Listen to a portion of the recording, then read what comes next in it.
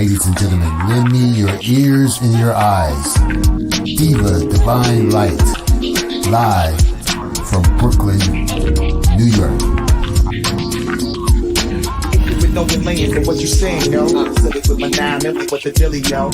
When I be on the mic, yes, I do my duty, yo. While up in the club, I be while in the studio. You don't wanna vibe, nigga, really and truly, yo. My main thug, nigga named Julio, he moody, yo. I'm a nigga that'll slap you with the toolie, yo. Bitch, nigga scared to death, act fruity, yo. Fuck that, look at shorty, she a little cutie, yo. The way you shake it, make me wanna get all in the booty, yo. With no delaying in what you saying, yo. Diva Divine Light. Really my heart to me. Fucking seats what you got for me. Put more than hands with my eyes to see. Still $1 in the place to be. If you really my heart to me. Fucking seats what you got for me. Put more than hands with my eyes to see. Still $1 in the place to be. If you. You're watching Diva, the Divine Light.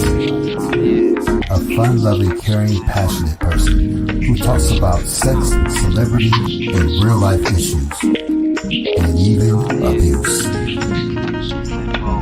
So hit that like button and make sure you share the show. Really my heart to me.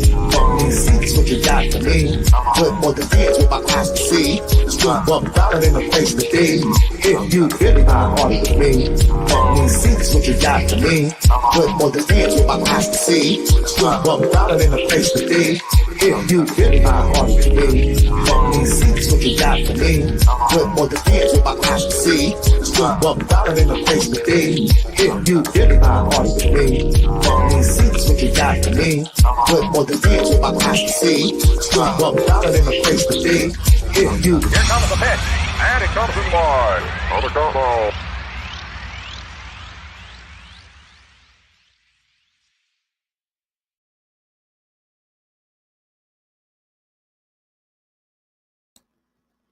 Yo, yo, yo, yo, yo.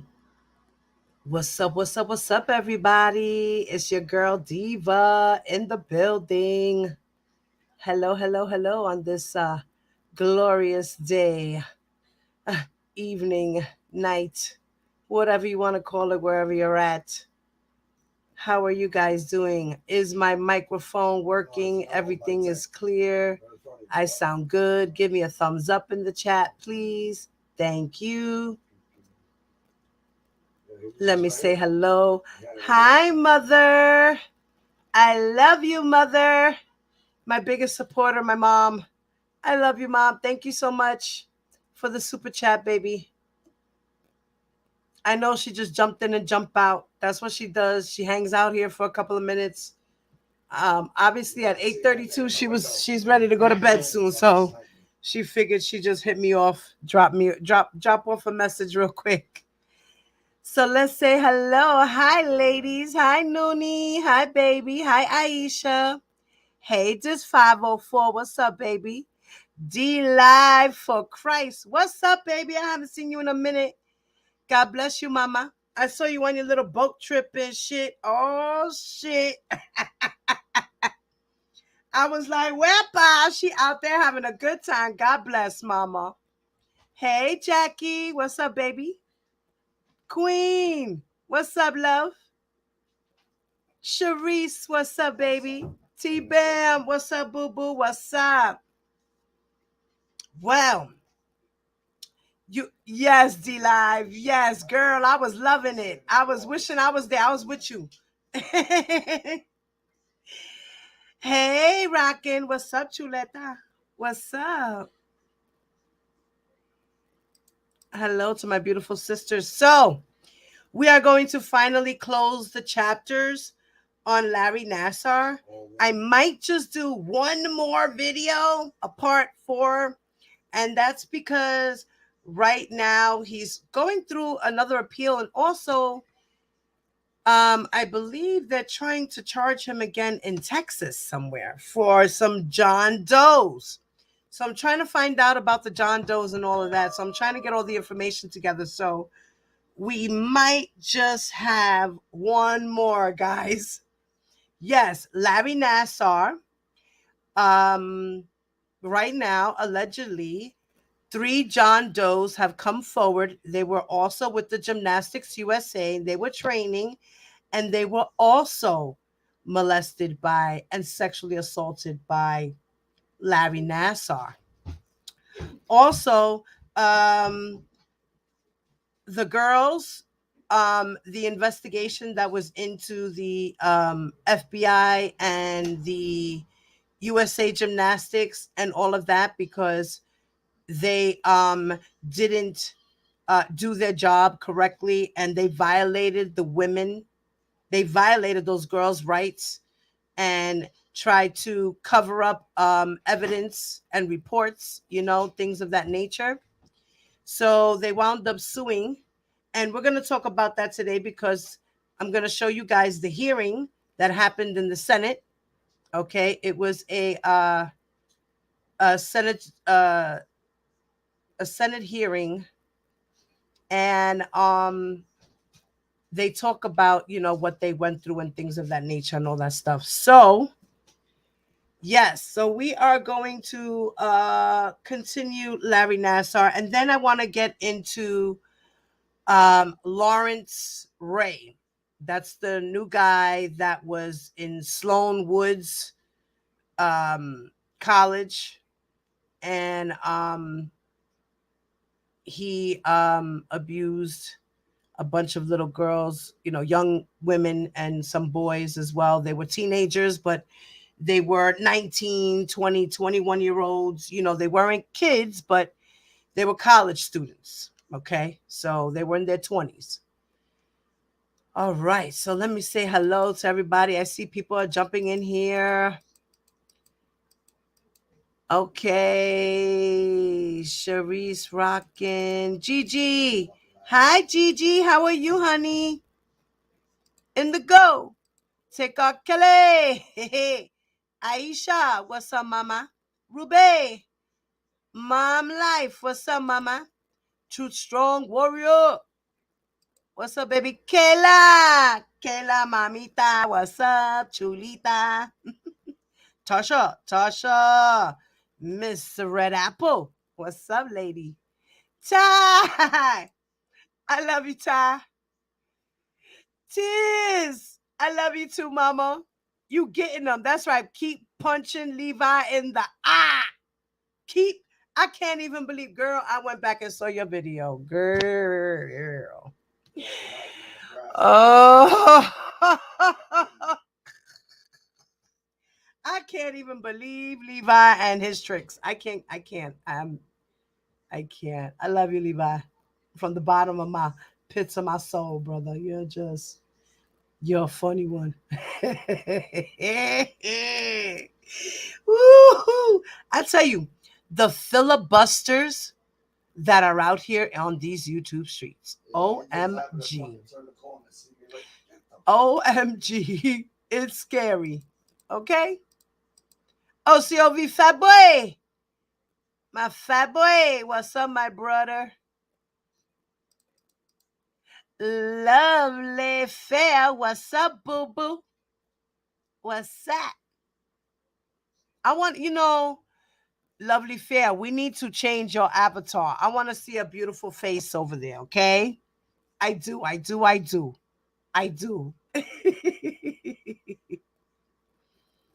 Honey, what's up, my honey bear? My sister, Black Girl Beauty, what's up, mamita? All right. Now that I said hello to everyone in the building and everyone has said hello to each other, I love y'all. God bless you all. Okay, warning. The following video contains disturbing content that may not be appropriate for some viewers. You have been warned. This video is about to be triggering. Hey, James. What's up, my James? I have a problem, James. Under the Copyright Act, the fair use of copyrighted material without permission is allowed when used for the purposes of criticism, comment, news reporting, and teaching. And that is what we do over here on the Diva Divine Light Show. Okay. And we bring facts. Yes, we do. Yes, we do. So let's get started. What I'm going to do is I'm going to start off with continuing the book. Okay? I'm going to start off with the book, guys. Now, I'm going to start it. Let me know if you guys can hear it. The sound is clear. And that I'm good. Okay? Give me a thumbs up. And please, guys, don't forget to hit that like button. While you're here, don't forget, jump out. It takes 2 seconds. Jump out the chat and then come back in and you're good to go. Thank you, thank you, thank you. All right. Let's get this started here. Now, guys, let me know if there's an echo or we sound good, we're loud, we're clear. Okay? Chapter 18, The Fallout. Larry Nassar stood before a gray backdrop, a camera focused on his face. His hair was cut close, and he had taken his glasses off, revealing dark eyes and a furrowed brow, the white collar of a sport jacket around his neck. The camera snapped his mugshot. The image would be beamed on TV channels worldwide with the news that Larry was being held in police detention. With Larry finally in police custody, many observers transitioned from wondering if the allegations were true to asking how this happened and who else was responsible. I loved Larry. He always would ask me tons of questions about my life and about my dance studio, about the other girls in my dance studio. He knew all of their names. He knew that I wanted to be a doctor when I grew up. And so he really loved to talk to me about medical stuff and about school. And I ate it up because I was a little medical nerd freak. It was to the point where he was like, come work for me at sports med. Like, I'll write you a letter of recommendation. I'll get you into the DO school here. He was a buddy. And looking back, that's such a huge red flag. But what was especially shocking for Morgan McCall was realizing that other people had complained before and that the abuse had continued. Hearing 1997 is wild, and it's even crazier because it's 2 years before I was even born. Like, I wasn't even here when women were coming forward against Larry, and nobody did anything. Consider Kathy Klages, the Michigan State gymnastics coach who had received a complaint from Larissa Boyce and another woman in 1997. She was allowed to retire from her job after 27 years.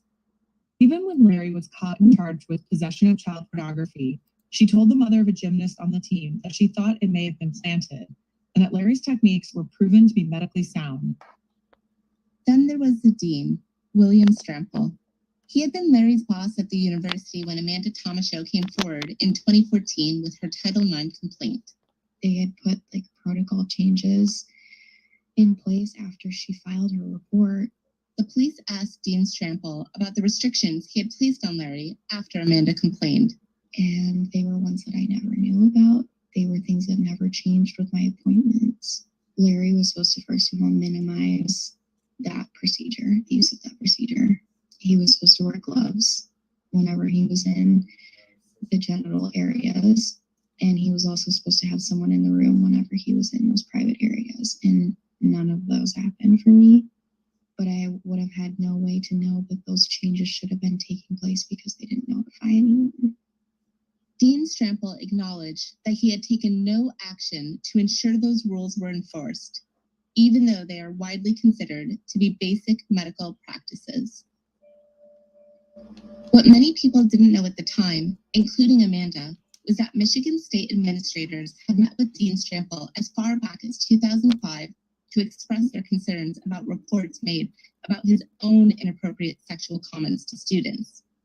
But in 2005 and the decade after, administrators at Michigan State appeared to have taken no action against him, other than asking him to pledge that he'd change his behavior.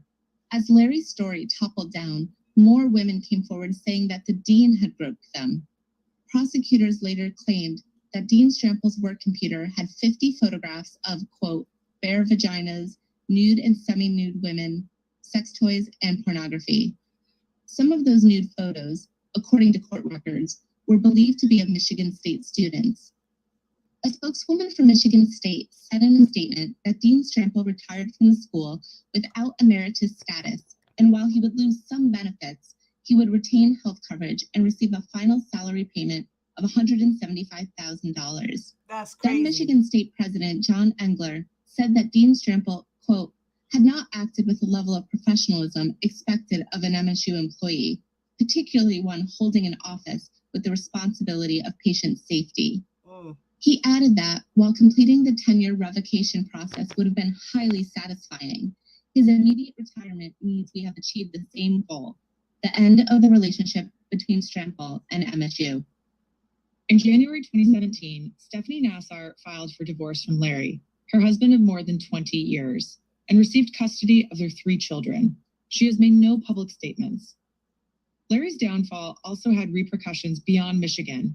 In March 2017, amid mounting pressure from inside and outside the sport and questions about the abusive culture that had flourished under his tenure, Steve Penny resigned as the head of USA Gymnastics. The Wall Street Journal reported that he received a $1 million severance agreement. He currently faces charges that he tampered with evidence tied to the Nassar case. Tampered with evidence. In 2017, Larry entered 3 separate plea agreements, first for the child pornography and then for sexual assault in 2 different Michigan counties. In particular, he admitted to assaulting Rachel Denhollander, and he admitted that his, quote, treatment was not a legitimate medical procedure, but one for his own gratification, a notion he would later backpedal on. Larry made a short statement after one of his guilty pleas that November in Ingham County. It was striking in that it did not deviate from his usual position as the good guy who wanted to help. Here's what he said. I think this is important that what I've done today to help move a community forward and away from the hurting and let the healing start. That's a couple of things that I could do to stop the hurting is this. And I think that's important for all those involved, and that I'm so horribly sorry that this was like a match turned into a forest fire out of control. And I pray the rosary every day for forgiveness. I want them to heal. I want this community to heal. I have no animosity towards anyone. I just want healing. It's time. So I guess that's the biggest thing. We need to move forward in a sense of growth and healing, and I pray that.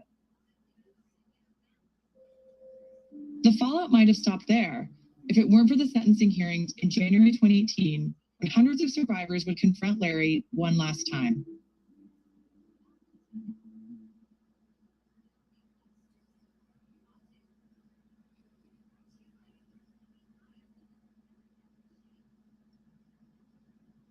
Chapter 19. How much is a little girl worth? In the months after Rachel Denhollander came forward publicly, dozens of women, Olympic gold medalists, world champions, current gymnasts, women who hadn't competed in decades, came forward to say that they too had been abused by Larry. Soon the number grew north of 150. The past 2 Olympic all-around champions, Gabby Douglas and Simone Biles, acknowledged on social media that they too had been abused. Larry looked thinner in court.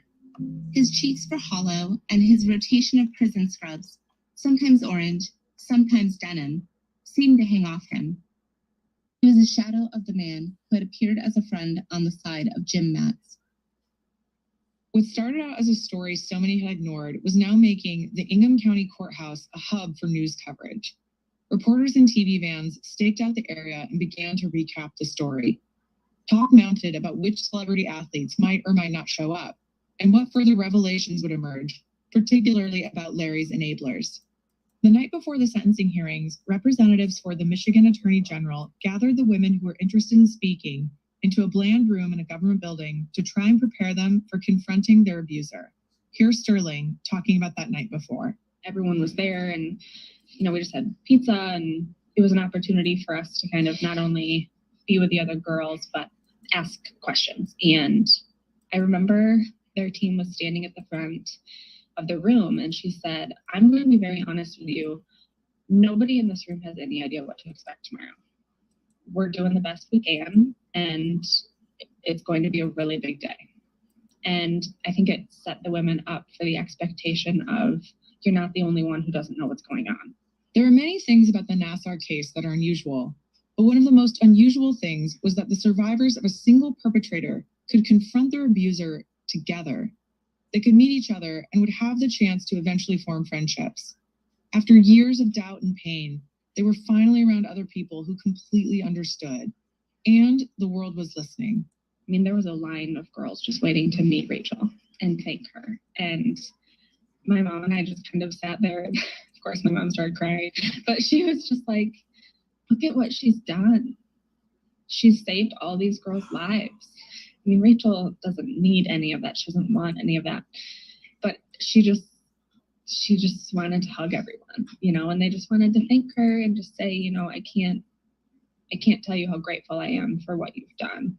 Here's Rachel Denhollander on what it meant to be there in person. It meant the Thanks, Mom. I love you, Mom. world to me to get to know their names and to see who they were, because these were the girls I had cried over and knew were out there for so long that I felt like I couldn't do anything for. So I was incredibly grateful for that gift. But to walk in the room and to see how many, and know that that's just a fraction, that is an incredibly sobering reality. Amanda Tomashow, the woman who had come forward in 2014 at Michigan State, was at first wary of going to that gathering. There were groups of survivors that were starting to kind of get close and meet each other. And I, up until the week of sentencing, I kind of isolated myself just because that's what I had known for so long. And I was still worried that people weren't going to believe me. There was this weird fear that I had that they were all assaulted, but I wasn't. But my roommate was like, Amanda, we are going. You know you want to. And so she's my support human. So she dragged me into the car and we went, and it was 2 hours late because I'm usually late. And I walked in and I walked out. And I finally, let's go. Walked in. Well, That's Angie Povolitis, the Assistant Attorney General who led the prosecution against Larry. was talking to everybody. So everybody was just sitting there. And then there's Angie in front of the whole room. And then I'm walking by the glass wall behind her. And oh my gosh, it's awful. Everybody's staring at me. And then I turned around again to get out to run because, oh man, fight or flight. I've been like, I wanted to pick flight so bad. And then That's Andrea Munford, the detective who confronted Larry in 2016 and found the child pornography in his trash. ran out. She goes, Amanda Tomashow? I was like, yeah. She's like, Wow. like, she gave me a hug because I'd never actually met her. She's like, I'm so glad you made it. I'm so happy to see you here. And I went in, and all of a sudden, it was just like I was surrounded by people I didn't have to explain myself to. And I just had a family.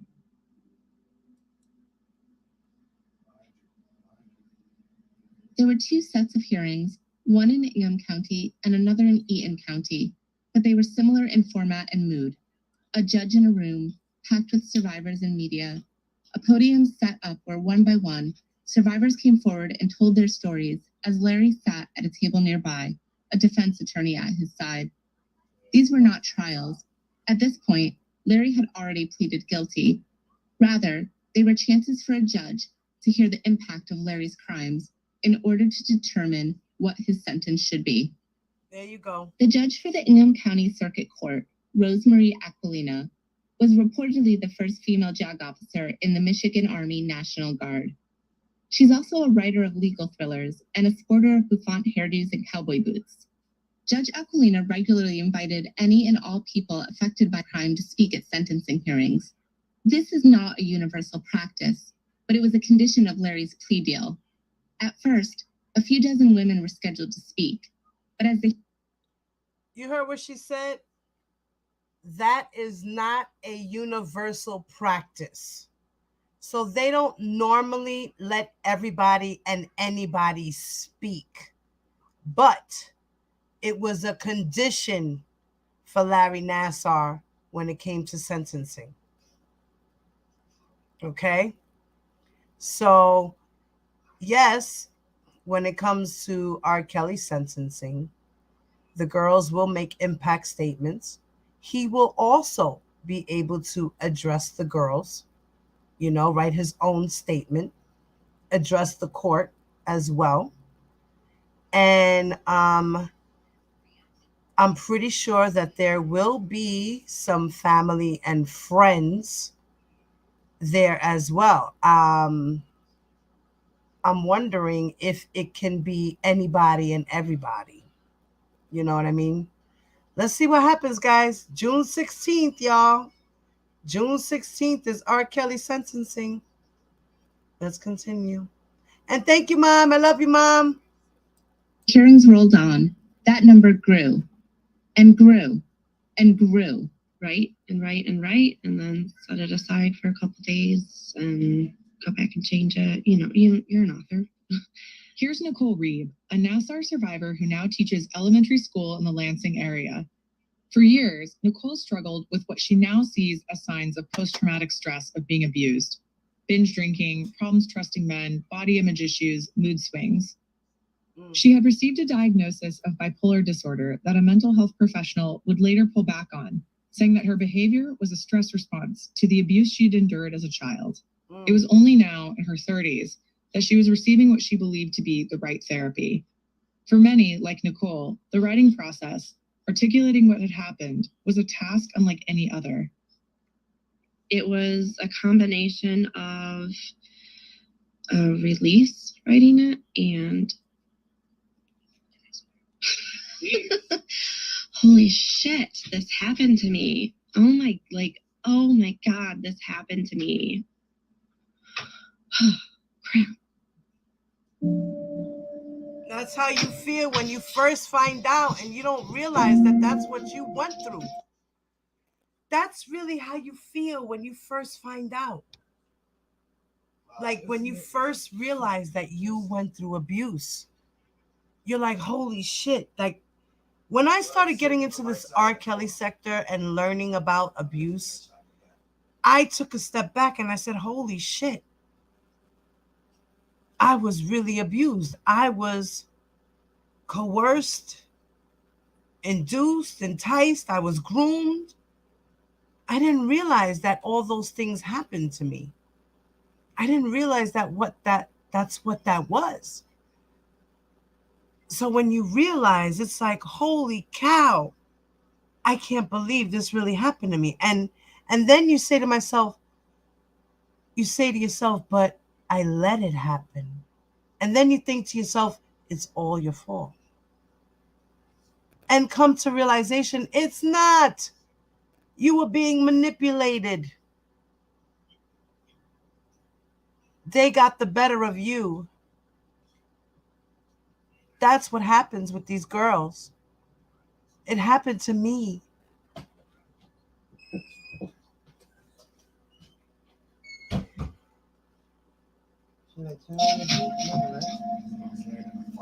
You walk into that room and it's just, it's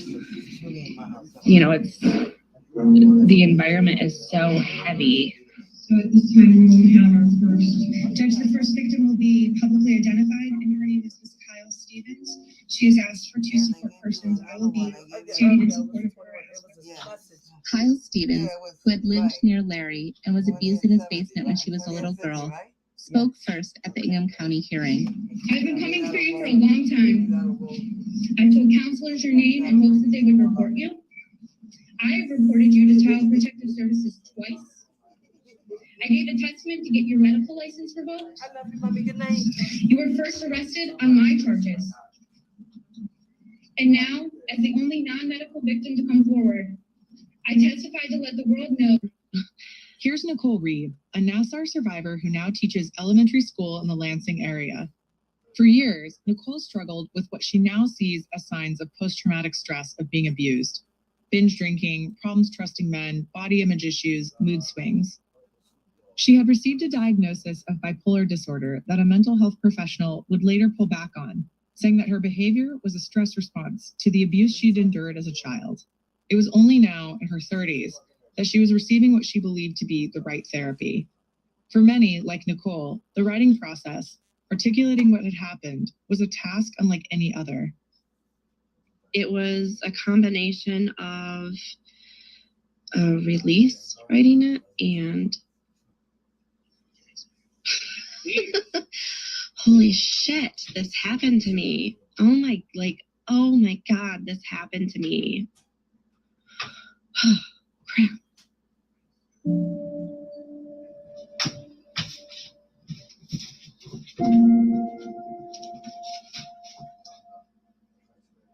You walk into that room and it's just, it's, the environment is so heavy. So at this time, we will have our first judge. The first victim will be publicly identified, and her name is Ms. Kyle Stevens. She has asked for 2 support persons. I will be standing in support of her as her. Kyle Stevens, who had lived near Larry and was abused in his basement when she was a little girl, spoke first at the Ingham County hearing. I've been coming for you for a long time. I told counselors your name in hopes that they would report you. I have reported you to Child Protective Services twice. I gave a testament to get your medical license revoked. You were first arrested on my charges. And now, as the only non-medical victim to come forward, I testify to let the world know that you are a repulsive liar and that those treatments were pathetically veiled sexual abuse. Perhaps you have figured it out by now, but little girls don't stay little forever. They grow into strong women that return to destroy your world. Thank you. The system clearly failed you and you failed so many children. Over the next several days, more than 150 statements would follow hers. Some people went to court to represent those who couldn't be there. And you are the mother? I'm the mother of Chelsea Markham. You're reading her statement? No, she couldn't be with us today, but I'm going to be telling you from a victim's mother's point of view. At first, I wasn't going to come forward, but I thought, no, I need to do this for my daughter. I need to have one last opportunity. At the time was the hearing. Remember, guys, this is the mom of the young lady, Chelsea, who committed suicide. So that's why she's there making a statement for her daughter.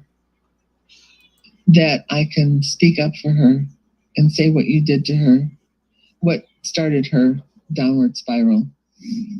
It'll be 10 years in March that I lost my baby. She was 23 years old. She would have been 33 now. And every day I miss her. Every day. And it all started with him. It all started with him. From a mother's perspective, this is what my life, her life has been since you did this to her.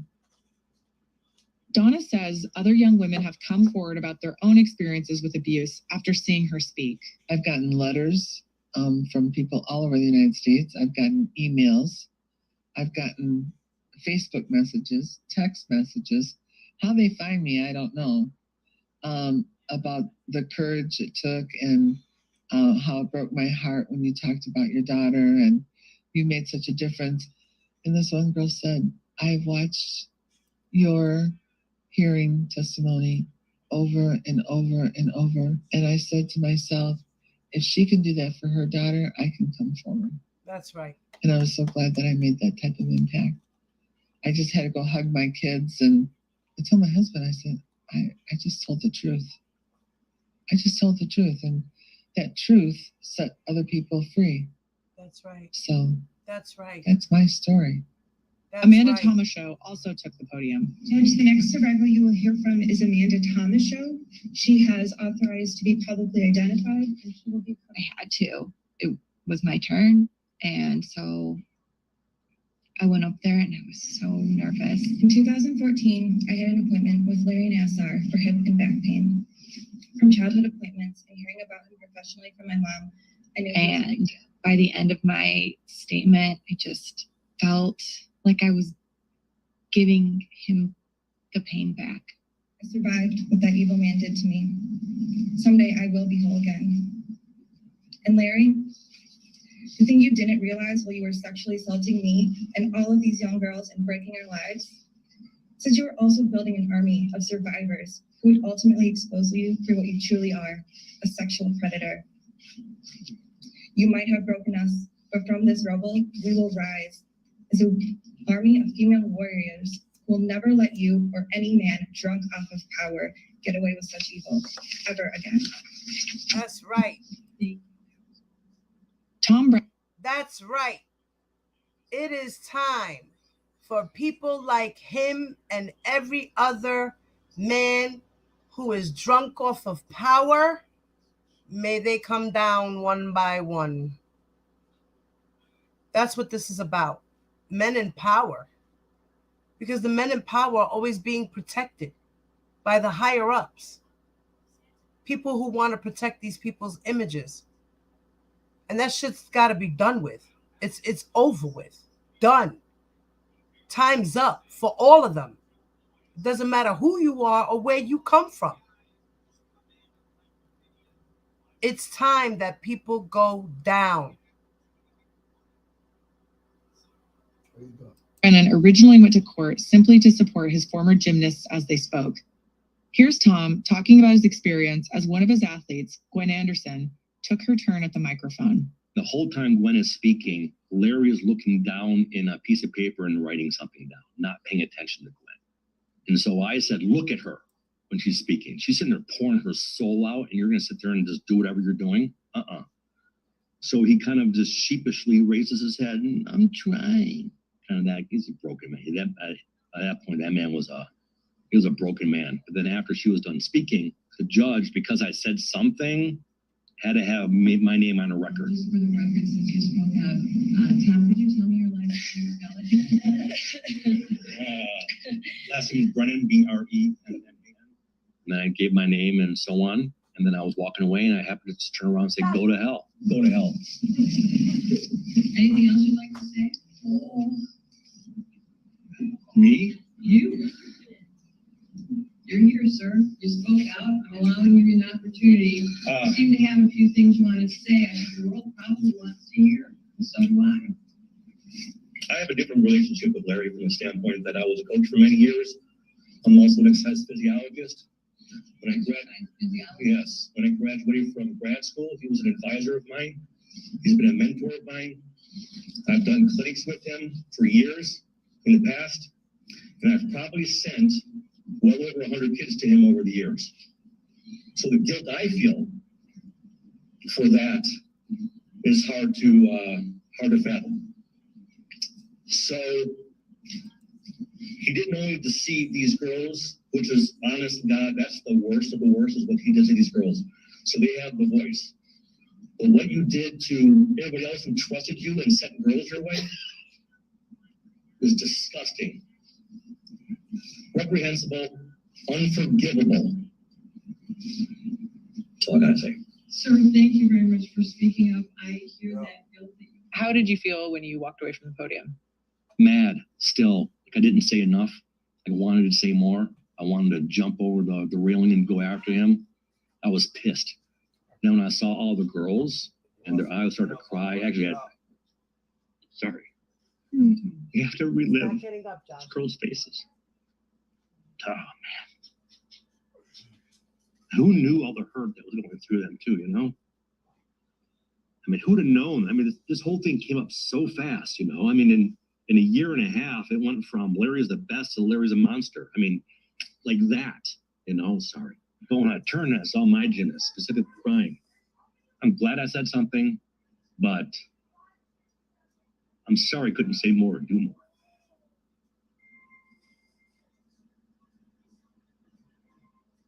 Here's Sterling Reithman.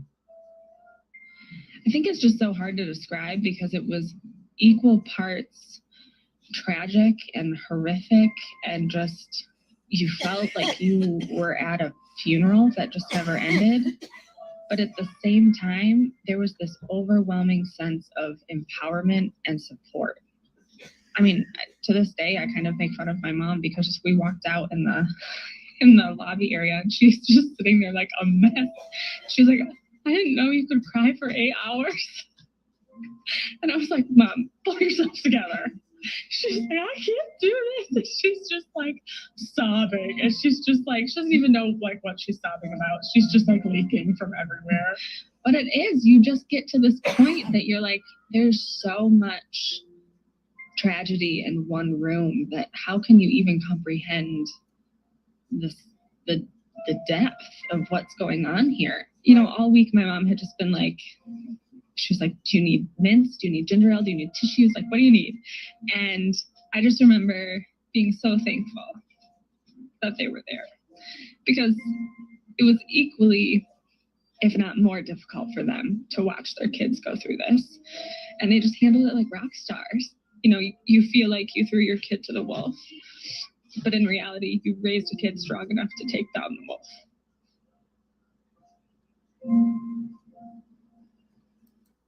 You see what she said there? Sometimes the parents don't realize, you know, that they're throwing their children to the wolves. And then when their children, they realize that their children were hurt, then they, you know, take blame themselves as parents and say, why didn't I see that? Why didn't I, you know, they beat themselves up too.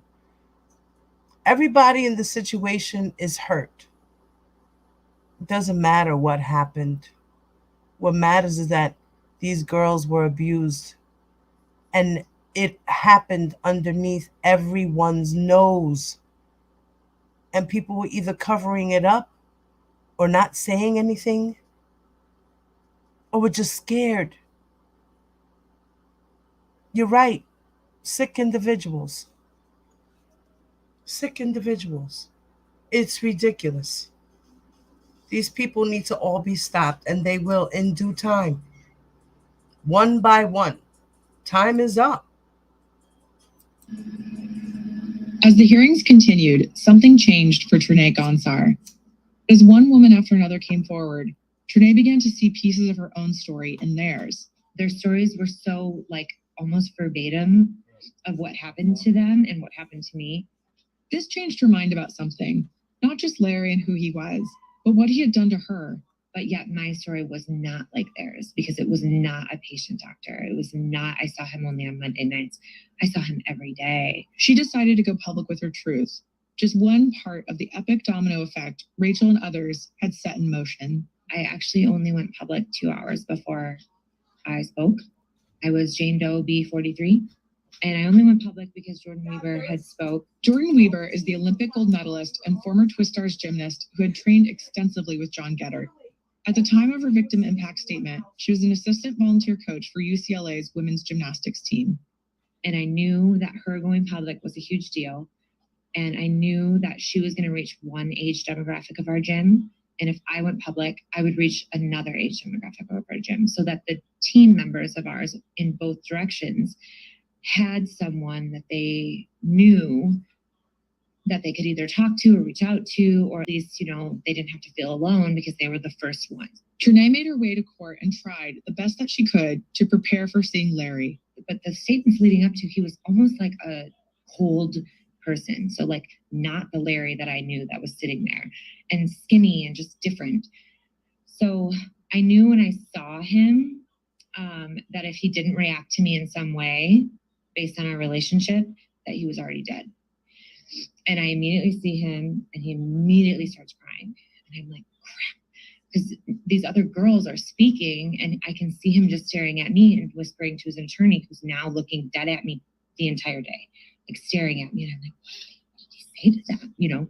And I guess he had mentioned when he did see me to his attorney, when he immediately broke down, she's going to be the hardest one.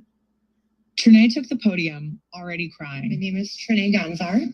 It's TRINEGONCZAR. Thank you. What would you like me to know?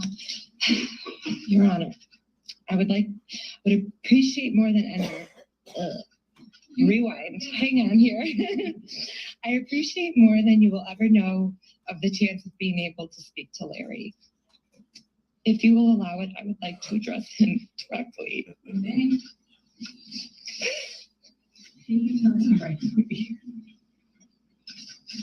Wow. What have you done? My words are to you, Larry. We both know I've known you basically all of my life. In fact, I've known you 31 of 37 years. And this last year has traumatized me in ways you cannot even begin to imagine, as I've had to realize I was abused for many years of my life. And this, my old friend, is because of you. Initially, and only until recently, I have defended you. I have fought for you. I have believed you. I had to make an extremely hard choice this week, Larry. I had to choose whether to continue supporting you through this or to support them, the girls. I choose them, Larry.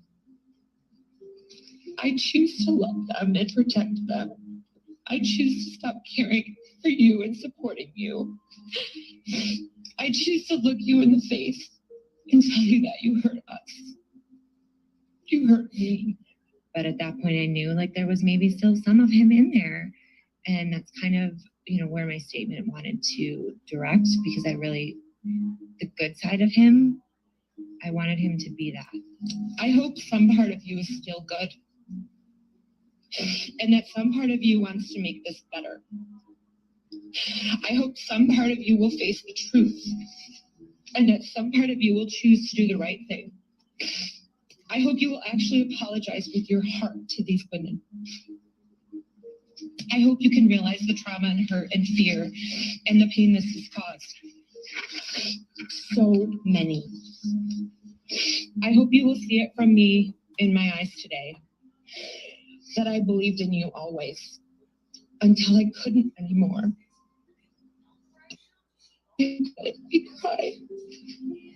I hope you feel bad for what you've done. I hope more than anything each day these girls can feel less pain. I hope you want that for us. But this is goodbye to you, Larry. And this time it's time for me to close the door. It's time for me to stand up for these little girls and not stand behind you anymore, Larry. Goodbye, Larry. May God bless your dark, broken soul. Thank you. At home. Wow. That was deep. I wonder which one of R. Kelly's friends is going to come up to the podium and say something to him. I wonder which one of R. Kelly's family members are going to be there to say something to him. I wonder, is Sharon Winbush going to be there? Is Levi going to be there? I'm pretty sure Carrie or Bruce will be there. Who else do you think will be there, guys, the day of R. Kelly sentencing? Who else? Who do you think will really sincerely be there for R. Kelly? Hey, Nikki, what's up? What's up, Flawless? And hello, welcome, Land Hustle TV. Welcome to my channel. I hope you're enjoying the show. Dana, okay, I can see Dana doing that. Okay. So I can see some people going and speaking up. I bet you Sylvia does.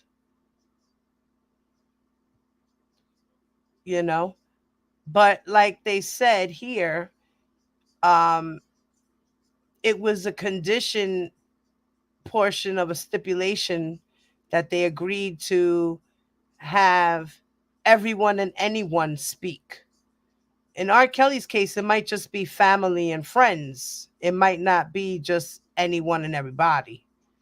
You know what I mean? So I don't think that, one never knows. Let's see. June 16th, guys. June 16th. With her 4 children a couple of hours away from Lansing, Christina Barba watched the hearings on her phone as much as she could, weighing what, if anything, she should do. She thought of the bathtub, of Larry seeing her as a gymnast at John Getter's gym, of his supporting her interest in physical therapy. Here's Christina. Well, because I've got 4 kids, I can't stop life, right? So I take it with me and watch while I'm washing dishes, and take it to the basement and watch while I'm getting laundry switched.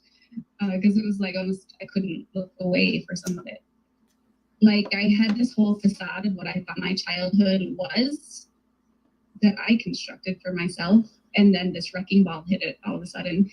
And so, yeah, you know, these girls were babies and they were teenagers too.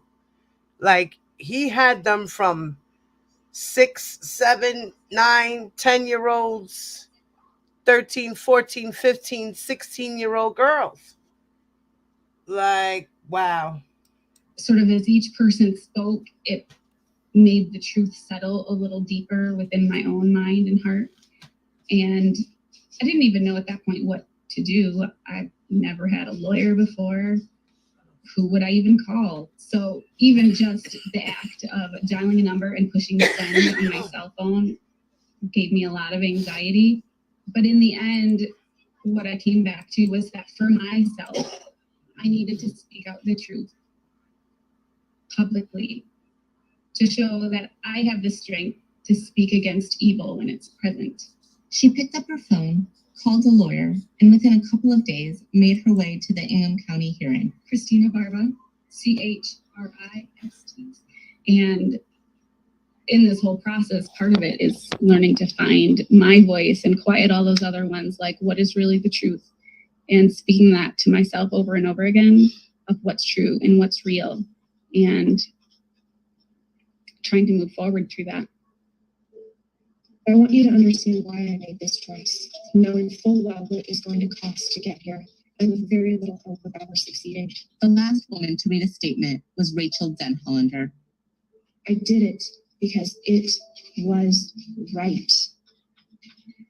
No matter the cost, it was right.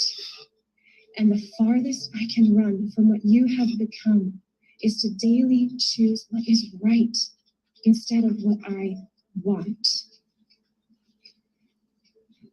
You have become a man ruled by selfish and perverted desires, a man defined by his daily choices over and over again to feed that selfishness and perversion.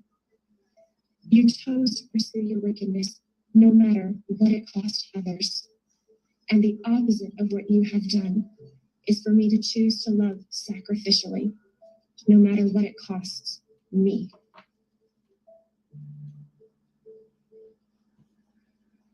During her sentencing speech, Judge Aquilina picked back up a letter that Larry had written during the impact statements. She read selections of it for the courtroom. I was a good doctor because my treatments worked, and those patients that are now speaking out were the same ones that praised and came back over and over and referred family and friends to see me. The media convinced them that everything I did was wrong and bad. They feel I broke their trust. Hell hath no fury like a woman scorned. Oh, hell no. It is just. He said, we're going to watch that video, guys. We're going to watch the full video. This son of a bitch, because that's what he is, said, hell hath no fury like a woman scorned. You mean to tell me that all these little girls, because they weren't women, that's for sure, hell hath no fury on them because they were scorned? What, were you in a fucking relationship? What? Are you kidding me? Oh, man. Judge was not happy with that statement. I love that judge, too. Oh, I wish she was taking care of R. Kelly.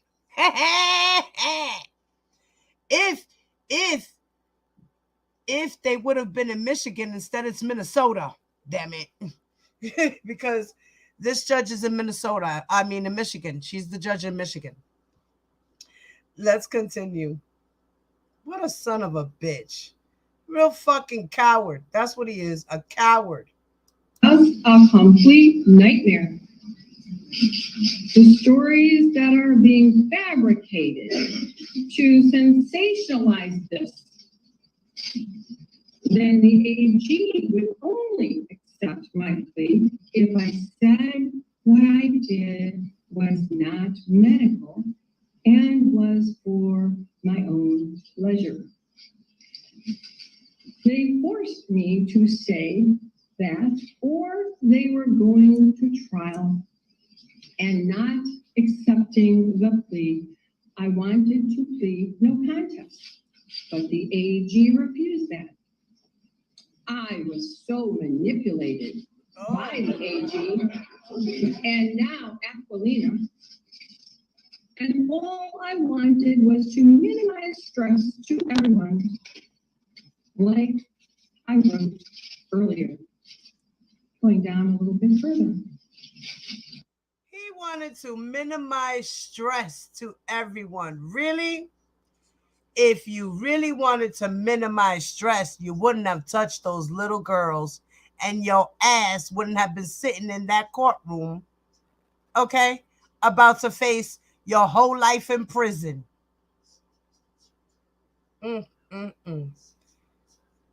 And guys, guess what? I found he has a YouTube channel, guys. Wait till you guys see it.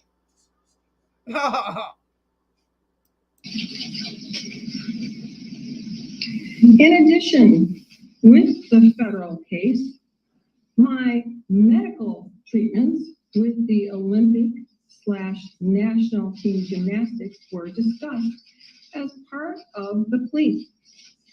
The FBI investigated them in 2015 and found nothing substantial because it was medical.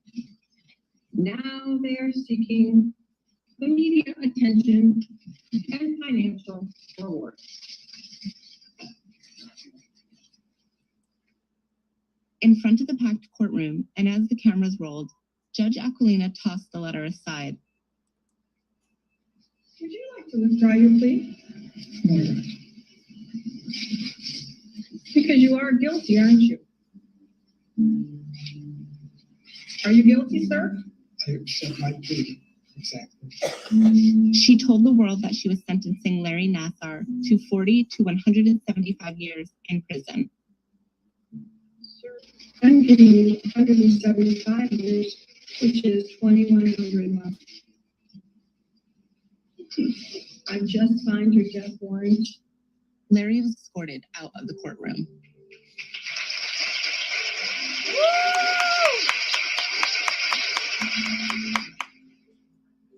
Amen. Hallelujah. Hugs were exchanged and tears flowed. Some stood up and left the courtroom in silent shock. Just outside the front doors, strangers were standing in a semicircle, holding signs with messages like, "We believe you." Here's Sterling. I definitely didn't want to give him the satisfaction of knowing that he had the power to ruin my life. He certainly changed my life, but he didn't ruin it. And that was really important for me to tell him that we won. And there are certainly days that it doesn't feel that way, but we'll get there. Right. You will. In time. I'm putting something together, guys. Chapter 20. An Army of Women. After the second hearing in Eaton County, where Larry again was effectively sentenced to life in prison, the camera crews packed up, but the Nassar story was far from over. Many of the women banded together and pivoted into advocacy mode. Here's Sterling. We've all kind of said, for as smart as Larry was, he chose the wrong women. And for him to target athletes, people who put purpose and mission ahead of anything else, I think was a really big mistake on his part, because I think he's now created an army of women who are pretty dead set on changing the culture around sexual abuse. Amen. The hearings in Michigan also cast more attention on the culture and individuals that had enabled Nassar's abuse for so long, including the longtime president of Michigan State, Luanna Simon. Records show that Luanna Simon was aware of Amanda Tomasho's Title IX complaint in 2014, despite her claims otherwise. She resigned under pressure in January 2018, but was granted the perks of, quote, research leave. For much of 2018, she occupied an office in a recently renovated building on campus and drew a $750,000 salary, according to records obtained through a Freedom of Information Act request.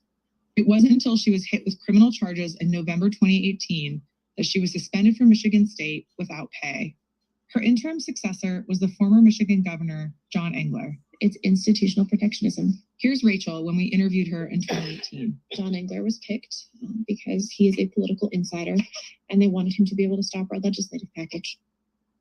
Many survivors had pushed state lawmakers for more protections for sexual assault survivors, including the expansion or elimination of the statute of limitations and mandatory reporting laws. So we were hoping to remove the statute of limitations for criminal sexual assault in the second degree, revamp our prosecution and ability to prosecute for child pornography, because we really had a one-size-fits-all approach, no ability to stair-step the penalties or the charges based on the type of porn found or the amount of images, and then to remove the civil statute of limitations and open it up retroactively for survivors who have not had access to the justice system to be able to access that. And then we were hoping to lift sovereign immunity. Rachel points out that a lot of public institutions, and sometimes individuals in public offices, will argue that they're immune from laws that govern everyone else. Michigan State has argued versions of this in court, but the concept isn't unique there.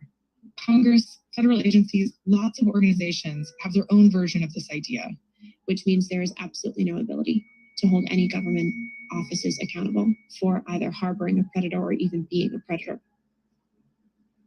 The Catholic Church, as expected, and the Michigan Catholic Conference lobbied hard because they know that they have massive liability if the civil statute of limitations is lifted. Some of the small business owners lobbied quite hard against it, and Michigan State lobbied very hard against the package, and they were able to basically gut it of most of its provisions. Ultimately, the survivors of Larry, we had public pressure, we had the media attention, our abuser was in jail. So that package wasn't for us. That package was for everybody else that didn't have what we had. And that was very angering because it was for them. And it was incredibly frustrating because that question of if this isn't enough, what's ever going to be enough? In January 2019, John Engler was forced to resign his post after he told the Detroit News that some of the victims seemed to be enjoying the spotlight. Oh. In June 2019, a jury in Lansing found William Strample guilty of misconduct in office and willful neglect of duty. He was the first Michigan State official tied to Larry Nassar to receive a conviction. Michigan State Attorney General was also conducting an investigation of what went wrong.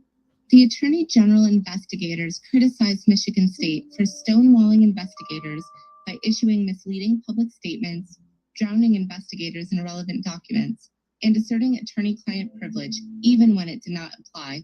When asked by the Attorney General for documents pertaining to Larry, lawyers from Michigan State provided bedbug inspection reports and restaurant coupons.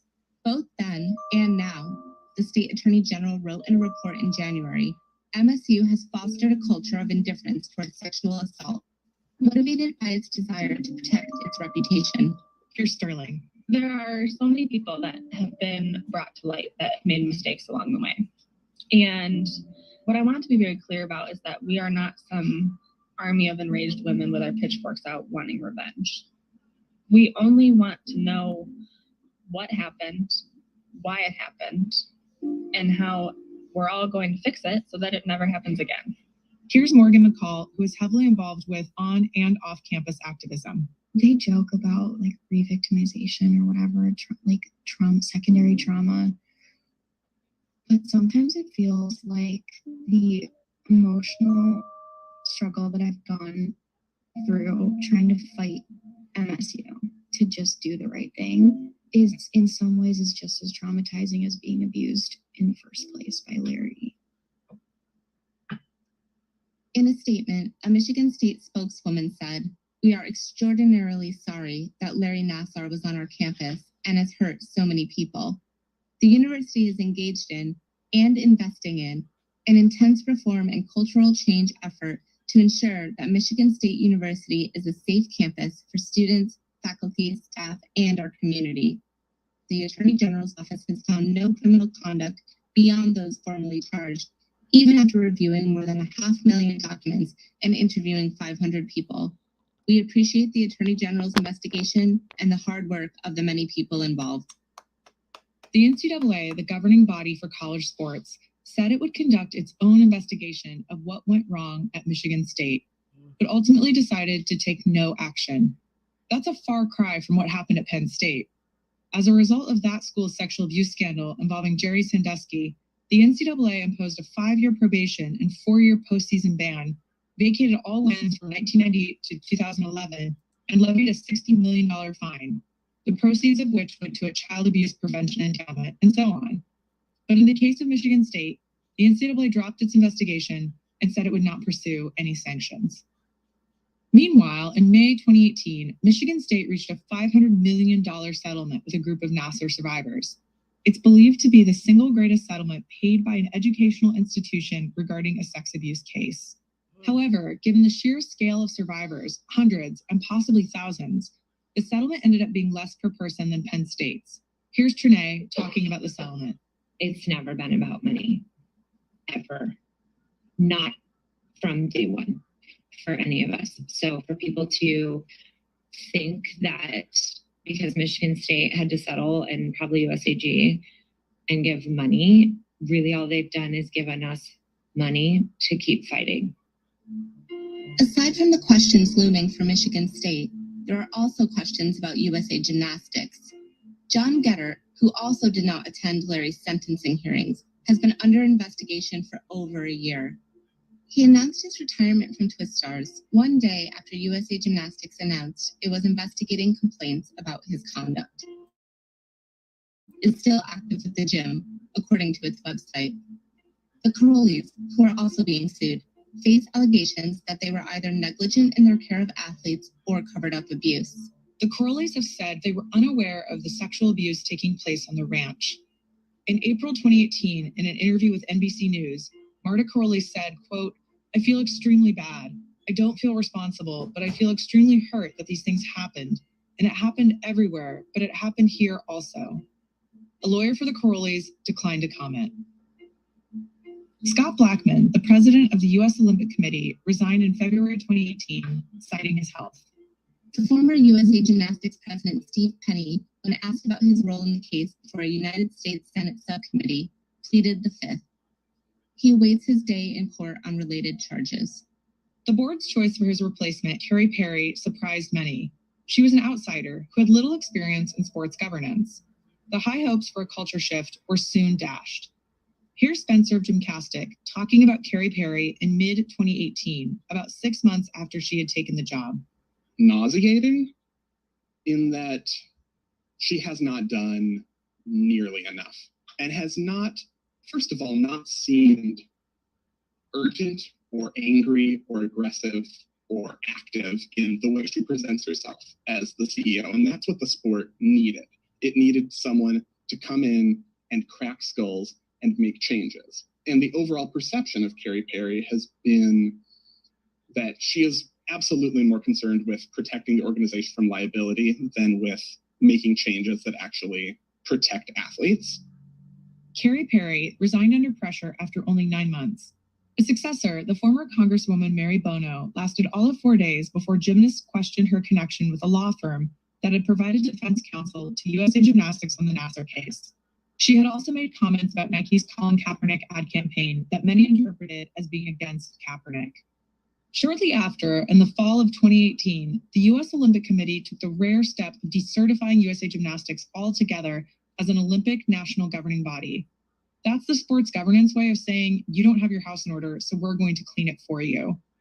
Lili Leung, a former NBA executive who had competed as a gymnast and had been a patient of Larry Nassar's, is now the organization's president. She, too, has faced backlash after telling NBC's Today Show that the reason she wasn't abused by Larry was, quote, because my coach was by my side when he saw me. I was seen by him in a public setting, and so I understand what the setting needs to be like in order to ensure safety for our athletes. She later apologized. Yet amid all of the chaos, and without the Carolis or a, quote, miracle doctor at their side, the Americans kept winning. After a post-Olympics hiatus, Simone Biles returned to competition in 2018 with even more difficult gymnastics. She became a four-time all-around world champion and anchored the women's team to win gold. Some outspoken critics of USA Gymnastics say the women's continued success validates a point they've been raising for years, that discipline has a place in the gym, but emotional and physical abuse does not. Here's Valerie Condos-Field, the former head coach of the UCLA gymnastics program, who has frequently condemned what she has called USA Gymnastics' culture of abuse. I just absolutely believe that you can be tough, you can demand excellence, you can demand striving for excellence without taking the joy out of it.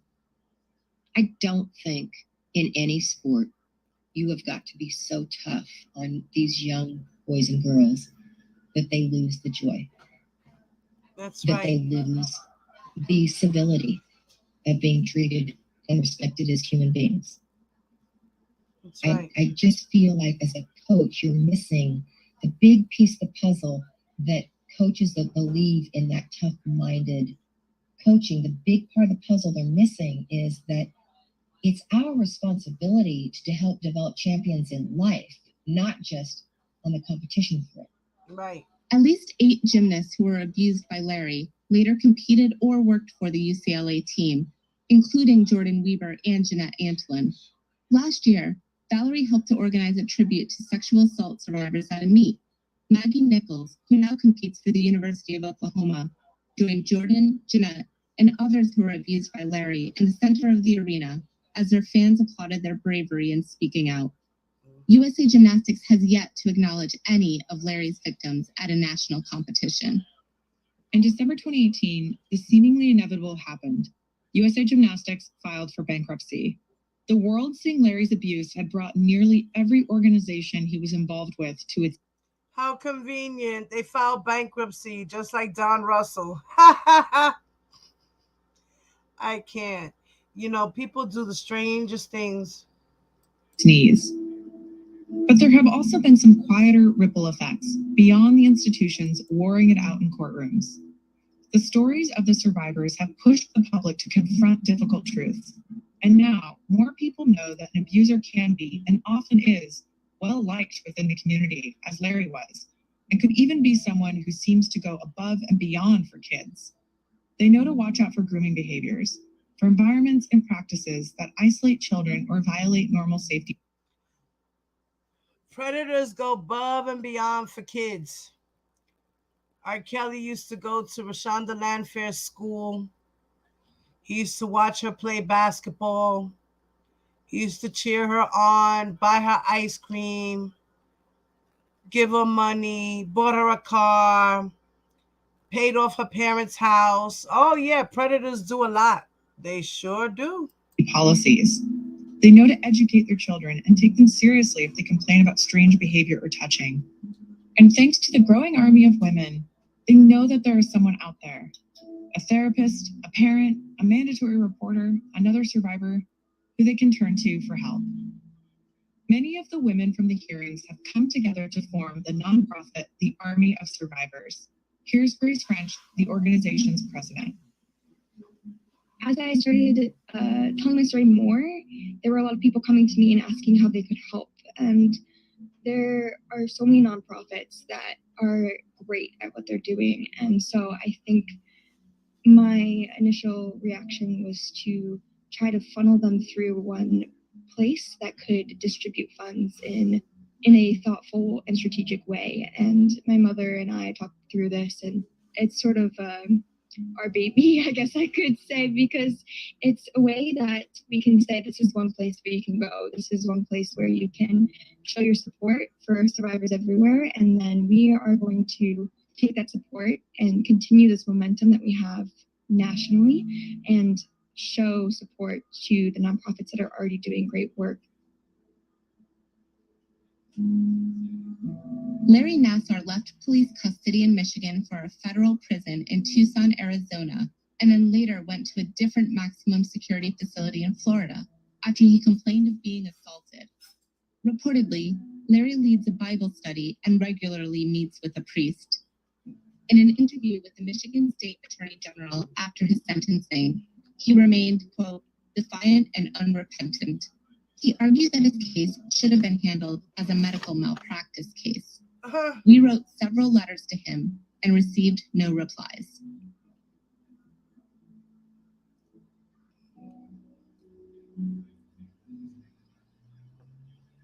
Wow. It was a lot they went through. Chapter 21. Sister Survivors. It was nice having these little reunions, especially with my friends, as I call them now, because they're women. When I walked into the lobby, they were like, oh, this is my mom, you're here, you know. I was like, oh my God. In July 2018, the Nassar survivors received the SB's Arthur Ashe Courage Award. Named for the tennis icon, it is presented every year to a person or persons whose actions transcend sport. Previous winners have included Billie Jean King, Pat Tillman, Tommy Smith and John Carlos, and Caitlyn Jenner, among others. Here's Donna Markham, who was there in Los Angeles. When I was in the lobby waiting for my shuttle, this dog came over to me and he sat on my feet, a great big golden lab. He sat on my feet and he just looked at me. I was like, hi, who are you? And he had a little flag thing on his back and said, you know, my name is Moses. I'm here to help you. And I said, well, Moses, come on. So we hung out, and then it was time to go rehearsals. Donna got her number and waited for directions. I was first in line, which meant I was going to hit the first mark, and then everybody followed me around, and we came in from 4 different positions on the stage. So the stage director, he came over and he says, we think we're going to move you because you're taller, and the girls behind you are shorter. And I had, I don't know, 8 or 9 of the girls come up and they surrounded me. And they said, she's not going anywhere. She's staying right here. This is our mom. But 2 women who had become prominent figures in this case were not at the ESPYs. And I was supposed to be at the ESPYs. So they waited until the 13th of July as my final cutoff. And he didn't come. Rachel Denhollander and Trinae Gonsar both were about to give birth. Here's Trinae. I had 40 hours of labor. And then they came and they're like, we're going to do a C-section now. And I'm like, can you just give me an hour? The girls are just going on. I mean, everyone knew that I wanted to just see this.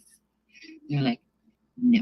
So I'm sobbing, going into the C-section because I don't get to see the girls go on stage. I'm not exaggerating when I say I was giving birth while the girls were going on stage. At the ESPYs, the crowd is full of celebrities and athletes in fancy dress, many of them looking a little bit nervous about what they're about to see. This footage is from ESPN. Please welcome to the stage the recipients of the 2018 Arthur Ashe Award for Courage.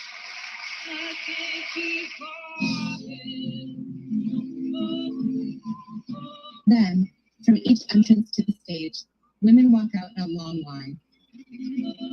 Every survivor is wearing an evening gown. They fill the entire stage as a video of them as witness as little girls plays behind them. They stare forward into the crowd.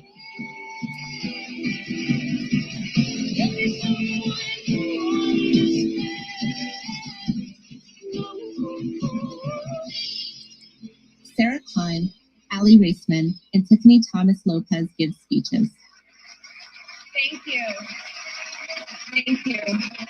Thank you, ESPN and the Arthur Ashe family for honoring survivors of sexual abuse.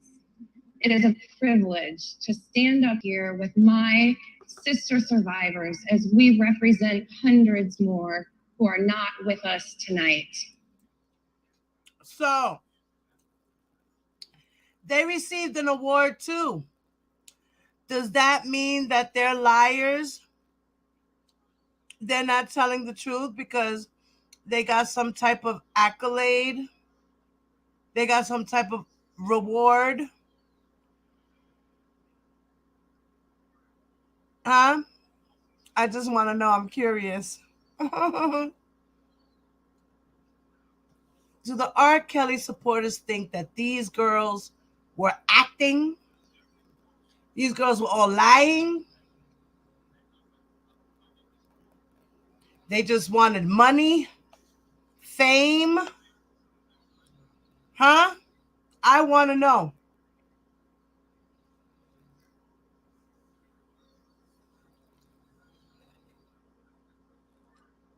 R. Kelly assaulted little girls too. He just went in without asking. And he used his fame and his power to get what he wanted. All he had to do was snap his fingers. He's R. Kelly. He didn't have to do nothing much. Snap his fingers. That's it. That's all. This guy, he had to pretend he was doing doctor things. He was playing doctor.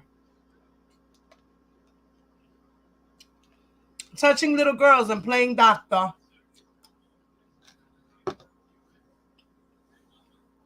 That's what this guy was doing.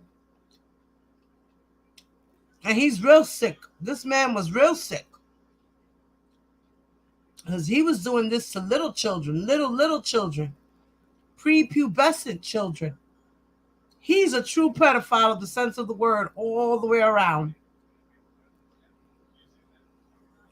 Because he started from young to middle teen to teenager.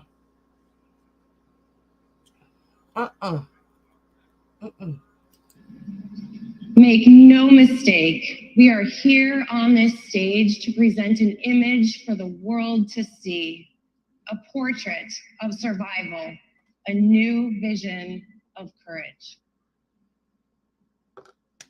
Back in the recovery room at the hospital in Michigan, Trinae and her husband struggled with what to name their baby.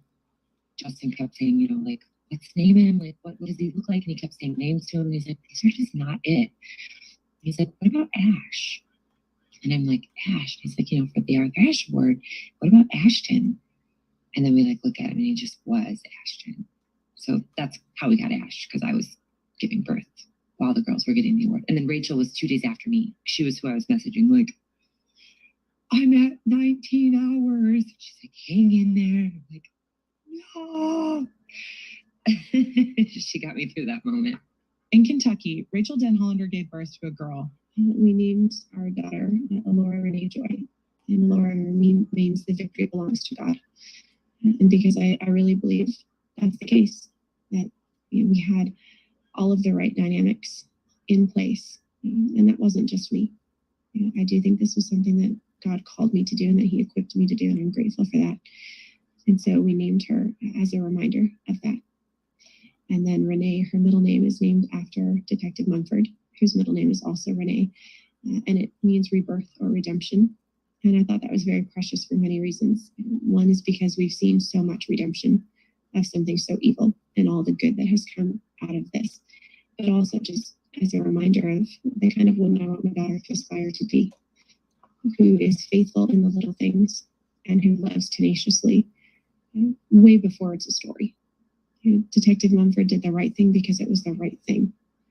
And she cared just because she cared. Right. Not because it was popular, not because it was going to be in the news, but because that's who she is. And that's what I want my daughter to do. And the next generation is what many of the women are fighting for. A different culture and reality, not just for gymnasts and athletes, but for anyone who finds themselves in the crosshairs of an abuser. That's right. right. A system that doesn't believe them. Here's Donna Marca. Now that it's public and people are talking about it, it brings a new awareness that this happens in sports, in churches, in schools. And I mean, this is not the first time somebody has sexually abused children, you know, and if anybody thinks that, then they're very naive. Right. Trinae Gonzart wants abusers and the institutions who protect them to know that there's an army of women, an army of sister survivors out there, moms who finally have their black belts in karate. If somebody grabbed me, I feel fairly confident I could get away. So it gives you certain peace social workers who decorate their offices with phoenixes rising from the ashes. The whole process of healing is breaking down and rebuilding. Young, fierce women who are setting their sights on law school. I went into school pre-med, just like I was at 12 years old. That's I was held that crazy. I want to being do a some doctor. law too. I'm now pre-law. Olympic champions who are using their platforms to encourage girls to speak out. We are here, we have our voices, and we are not going anywhere. That's right. All working together to change policy, accountability, and culture. Yes, isn't that crazy? I want to do some law too. And that they should be aware because we're coming for them. We want them to all know we're coming. This is just the start. It's going to carry on a long time because you're trying to change time. You're trying to change from the beginning of time. But you got to start somewhere. Right. You're absolutely right. Got to start somewhere. Got to start somewhere. And that's the end of that. We got to start somewhere. You know, I'm trying to get into law because, you know, I think some things should be changed in the law. If I could do these things and help out, that would be really cool if I could do that.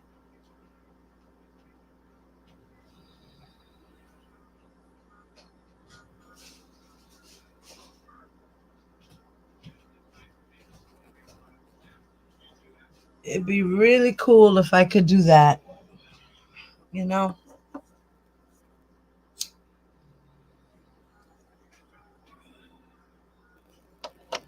So, what do you guys think of the book? That was deep, right, y'all? So, that was the book Twisted. You can look it up on Amazon. What I had was the Audible. I put the link in the description box for anyone who would like to purchase it. As well as I put the video links to the videos that we're going to go through now. Like I said, this was part 3. So we will continue our story of Larry Nassar.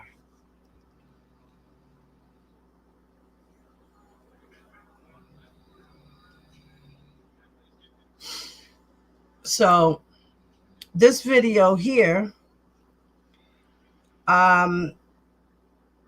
is shout out to Fox 2 Detroit. Okay. This is the judge blasting Larry Nassar for complaining about the victim's sexual assault testimonies because he didn't want them to continue giving impact statements and stuff like that. So, and about their testimony. So, yeah, let's listen to the judge go off. Let me set this up for y'all. I love her. She was just, she let him have it. She told him, boy, what you think? Mm-mm. Mm-mm.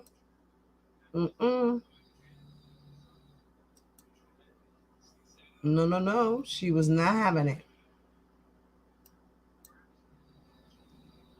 Oh, I gotta go on mute.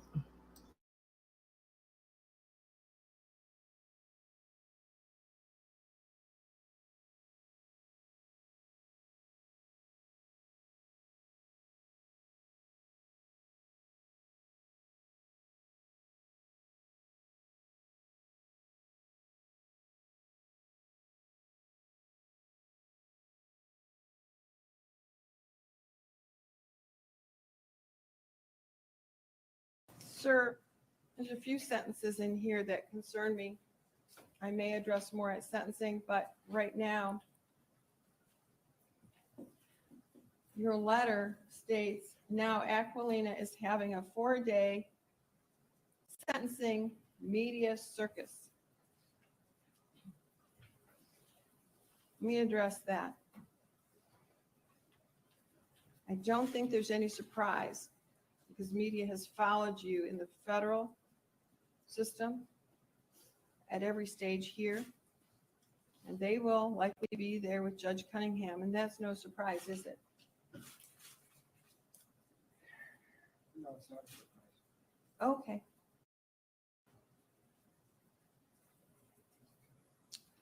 So I didn't ask any media to be here. In fact, oftentimes, even for the most minor crime, I advise defendants that media may be in the courtroom. I never know when they're going to show up in my courtroom.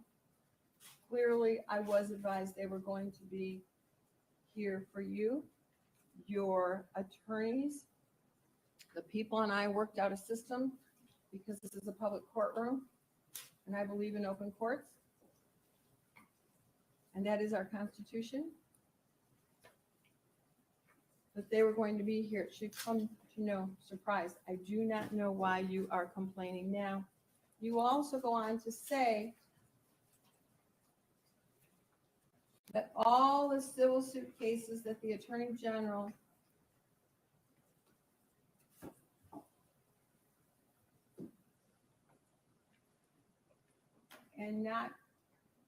are not strong enough for criminal prosecution. They picked the top ones for the state cases.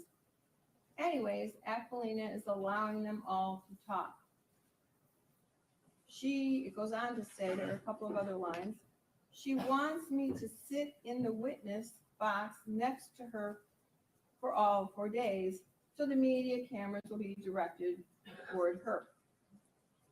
I don't need any cameras. You certainly are free not to take my picture. What an asshole. I don't have a dog in this fight, sir.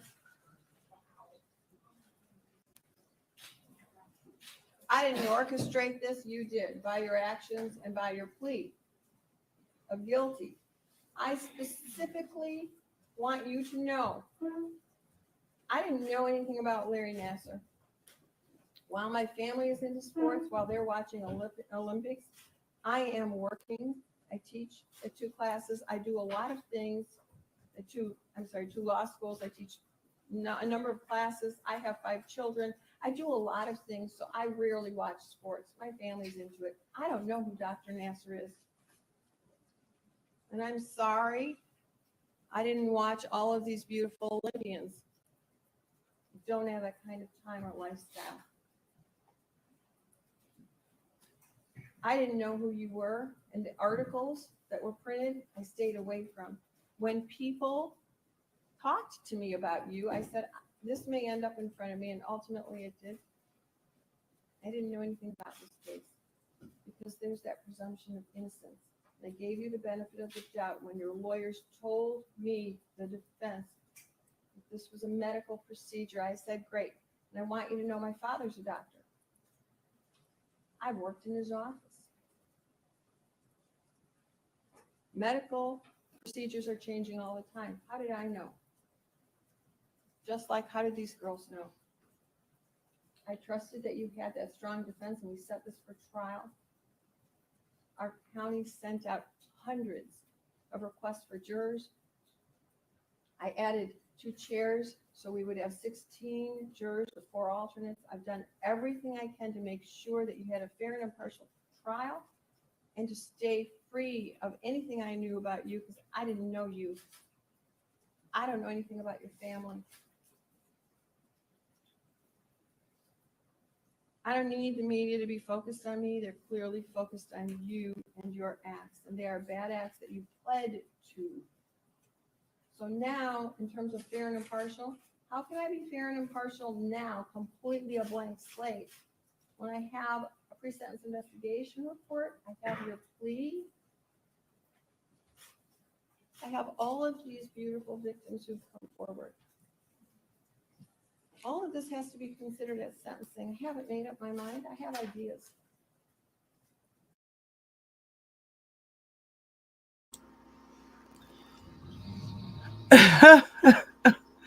This guy is wow. I wonder about R. Kelly. She's like, listen, we went through everything.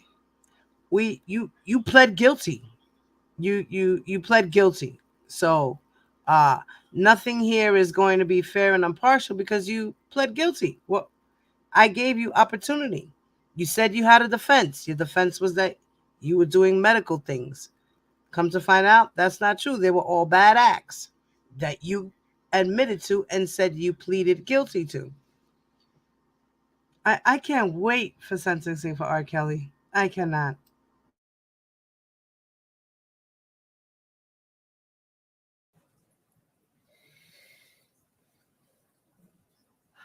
I'll have more to say later, but I want to specifically respond to this and to remind you, and your attorneys know this, and I'm sure they talked about this with you when they came to me and said, we have a plea. I about fell over. I had everything in place. We had trial starting, and the letters had gone to the jurors.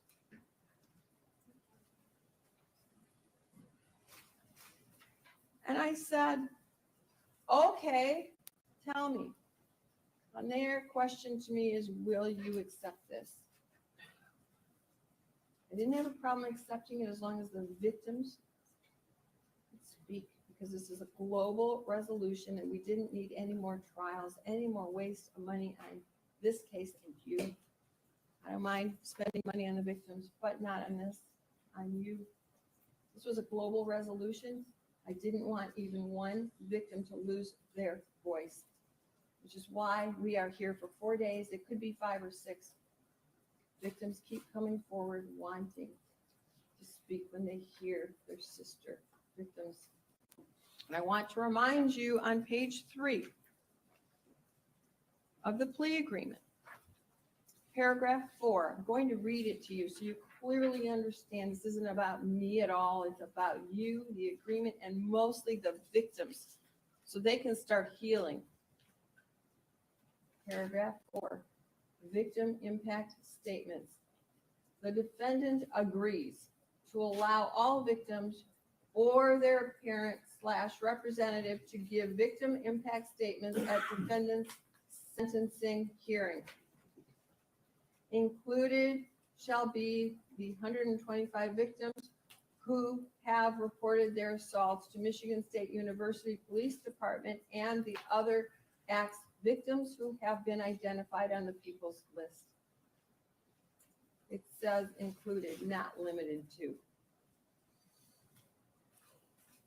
There's a Crime Victims' Rights Act. It allows for the healing of victims and for them to come forward. Now, you may find it harsh that you are here listening, but nothing is as harsh as what your victims endured for thousands of hours at your hands.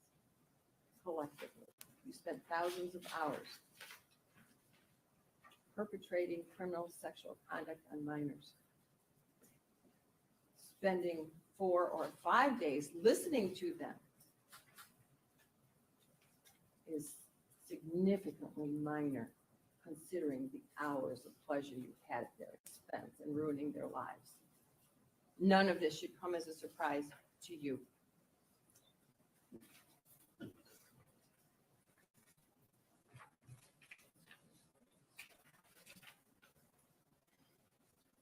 Judge Aquilina is seeking media attention over court protocol.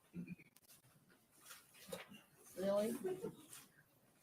This is the people of the state of Michigan versus Larry Nassar, not Judge Aquilina. I'm doing my job. I try to do it well, unlike what you did. Because of my heart, I passed out twice the morning of federal sentencing. I'm sorry about that, sir. I wish you well. I don't know anything about that. Again, I didn't pay attention to what happened there because this.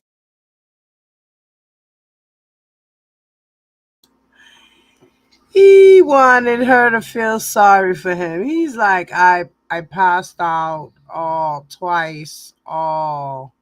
Oh, boo-hoo, boo-hoo. You passed out. Oh my goodness. Oh. Did you get hurt? Are you okay? Ugh. This guy is something else. And the judge is just reading him. I love it.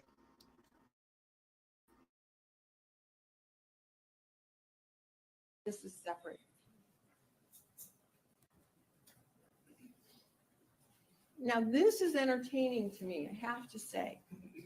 Aquilina said if I pass out, she'll have the EMTs revive me and then prop me up in the witness box. I suspect you've watched too much television. I have had persons, jurors have heart attacks, defendants go into seizures, all sorts of medical things. You can have your attorneys ask 911 for all the times I have called EMTs, stopped the trial and waited until a juror or a defendant or whomever was associated with the case was well. I would never do that to a human being, regardless of what they did. So I don't know if it's your frustration at night or what's going on here, but I have to say, this isn't worth the paper it's written on. There's no truth in here. It's delusional.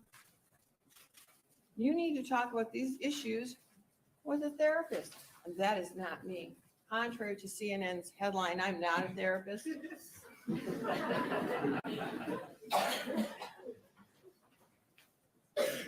And I certainly, if I was, would not be your therapist. I asked your counsel to speak with you today. Oh, one more thing. There's also something in here about your attorneys.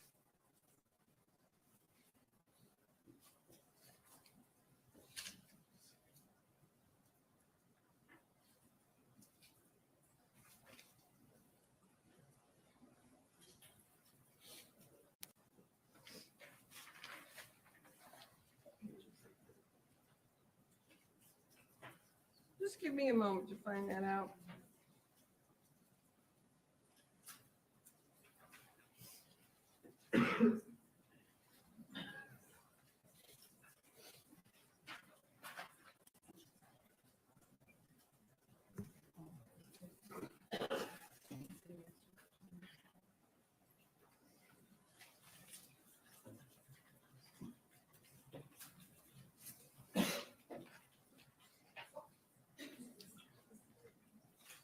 Although I think you forgot what you learned in medical school, I haven't forgotten what I have learned in law school and the Constitution that I uphold every day.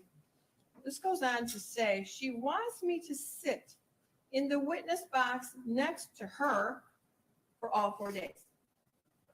Okay? That portion is your constitutional protected right, first of all, to sit next to your counsel. There's a Sixth Amendment right to counsel. That's why your counsel's here. So at any second, you can talk to your counsel, and that's exactly what you have been doing. They're allowing you to take notes. You're sitting here in the witness box, not for my entertainment, quite honestly, so that your victims can face you in the eye without turning back constantly, because then we would lose part of their statements because our court reporter needs to hear everything. She can't do that when people are twisting awkwardly back at you. And I also, at the podium, I could not have you, especially with a heart condition, standing for 4 days. That would be cruel and unusual punishment. I can't stand for 4 days, and I'm Army. I'm trained. I might be able to stand for a day and a half, but I'll pass out at some point. I don't want that to happen to you. That's why you're here, for your comfort and for the victims who have that right to confront you. Now, there are other highlights I may address at sentencing or during this. I think we wasted enough time this morning. I think you've gone over this with your attorneys this morning. Is that correct? The issues? They talk to me. Okay, I don't want to violate attorney-client confidentiality, but you did have an opportunity to speak with your clients, correct? And you're happy with your clients, is that, or I'm sorry, you're happy with your attorney, is that correct? And you wish to proceed with your plea and the sentencing, is that correct?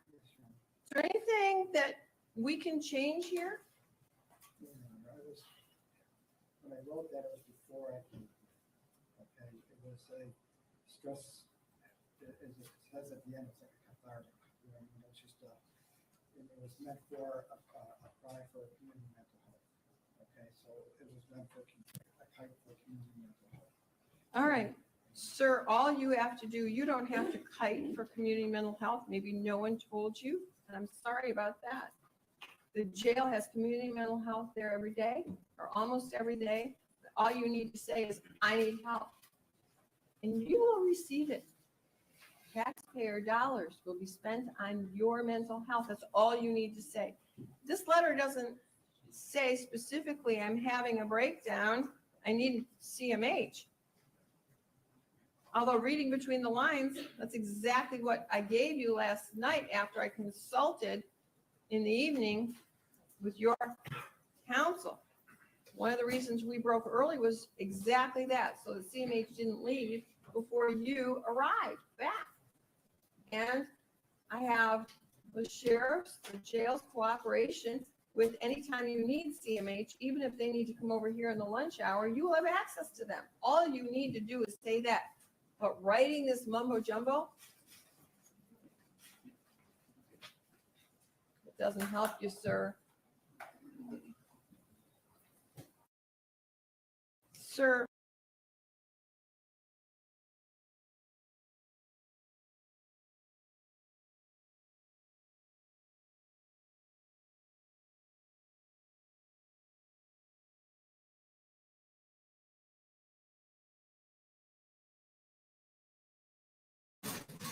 I hope you are shaken to your core. Your victims are clearly shaken to their core. And I know there are still some who ask, are you broken because you got caught?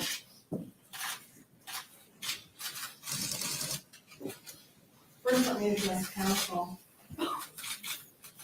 I agree with your words in regard to no one should blame defense counsel, and vigilante crime is not tolerated. So I hope that no one will do anything untoward against counsel, their children, their families, their firms, their cars, whatever it is. That is crime.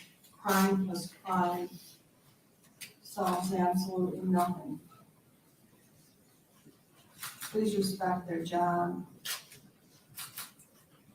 It's a difficult one. I know I've been in their shoes, and the Sixth Amendment does guarantee each defendant the right to counsel. Doesn't matter what the defendant has done, they have the right to counsel. I also want to say, that being said, we also have the First Amendment. So you are all free to have your own opinions. And it's always a balancing act between the First Amendment, the Sixth Amendment, all of the due process and other amendments to the Constitution. They are all valuable in their own way. And that's why we have an organized and just society. And that's why we are here today, because this defendant has been brought to justice. Do not make it worse, please. Before I get to sentencing, I want to talk about a couple of things. And first, I've said what I need to say to the victims. I have a little bit more to say.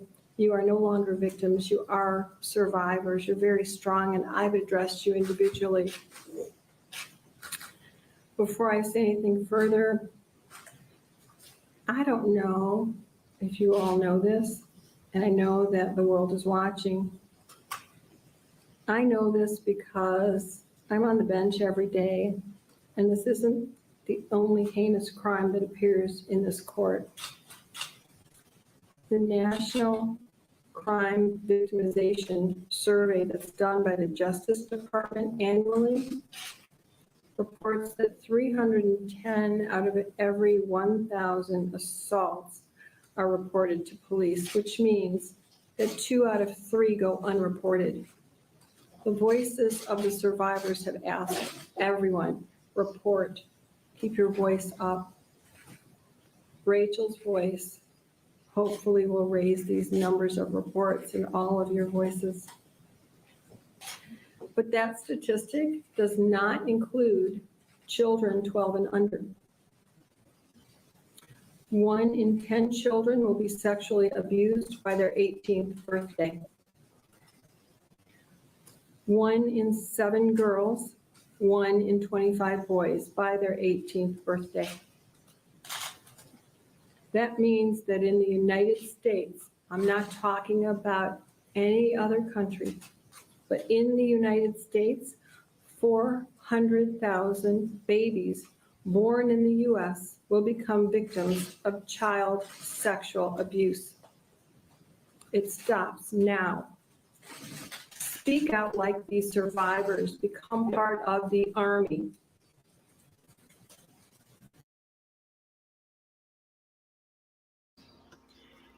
You see how she was saying the statistics? There's more boys out there than girls that are sexually abused. Boys are even more ashamed to come out than girls are. The girls come out, they don't get the help they need half the time. Boys come out, people really don't believe them. And that's a shame.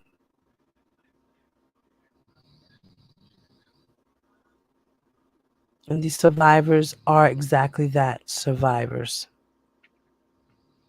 from a predator.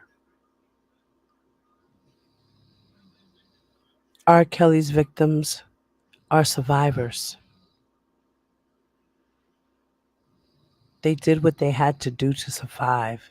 The same thing with these girls. But they were being abused and didn't realize they were being abused. They were manipulated. They were lied to. Just like these girls of R. Kelly, they were lied to. There was no relationship.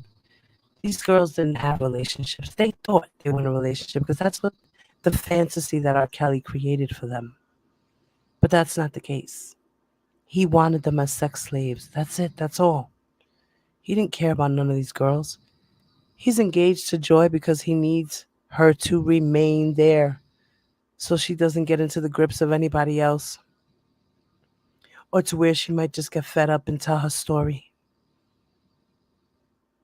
He needs her there. Plus, she probably has issues with visiting him. She has to be a family member in order to get special privileges, not just a friend. Because Greenberg was talking about how when it comes to the list of visitors, if you're a friend, you're a friend, but you get more opportunity when you're a family member as opposed to a friend or a girlfriend. They don't consider you family if you're a girlfriend or a domestic partner. So there's issues with that.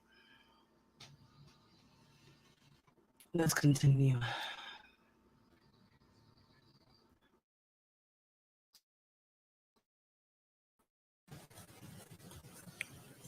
I do one case at a time.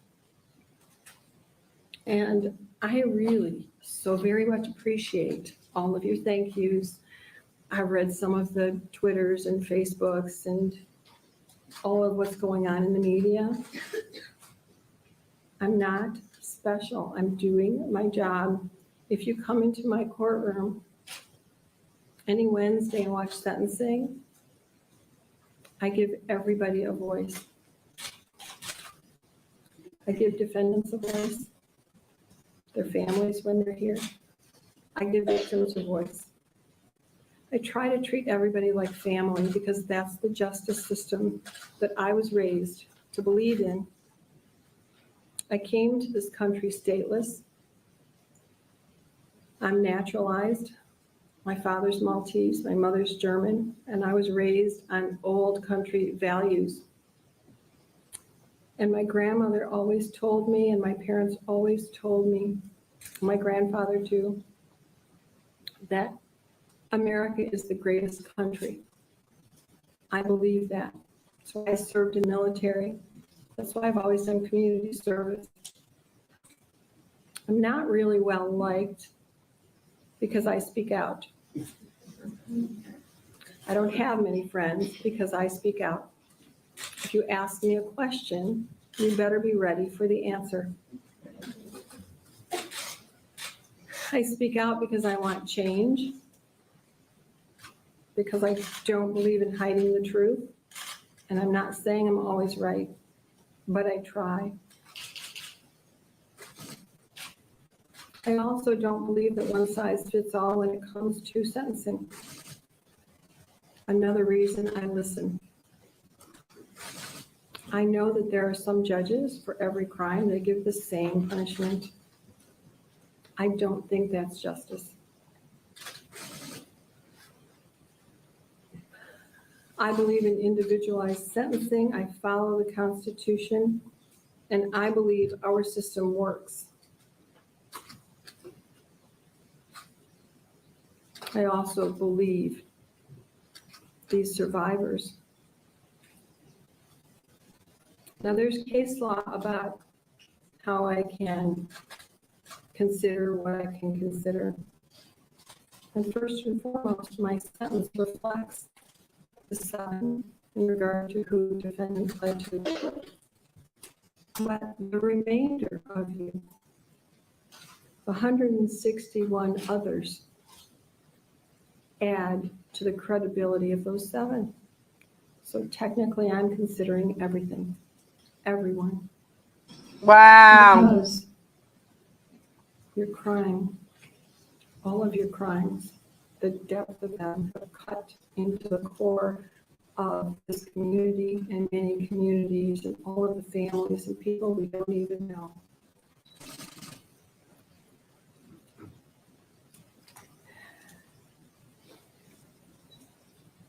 And sir, the media has asked me to release your letter. I'm not going to do that. Council may object, the media may object, but there is some information in here that troubles me in regard to the victims. And I don't want them re-victimized by the words that you have in here. But I do want to read some more of your letter. And the reason I want to do that is because I've considered it in sentencing as an extension of your apology and whether I believe it or not.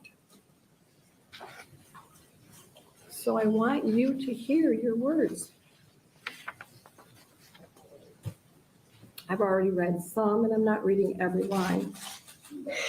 Well, let me begin. The federal judge went ballistic at sentencing since I pled guilty to the state cases and spent 10% on the federal case and 90% on the state cases and civil suits. She gave me 60 years instead of 5 to 20 years, in parentheses, 3 consecutive 20-year sentences. I pleaded guilty to possession of porn from 9/2004 to 12/2004, 4 months.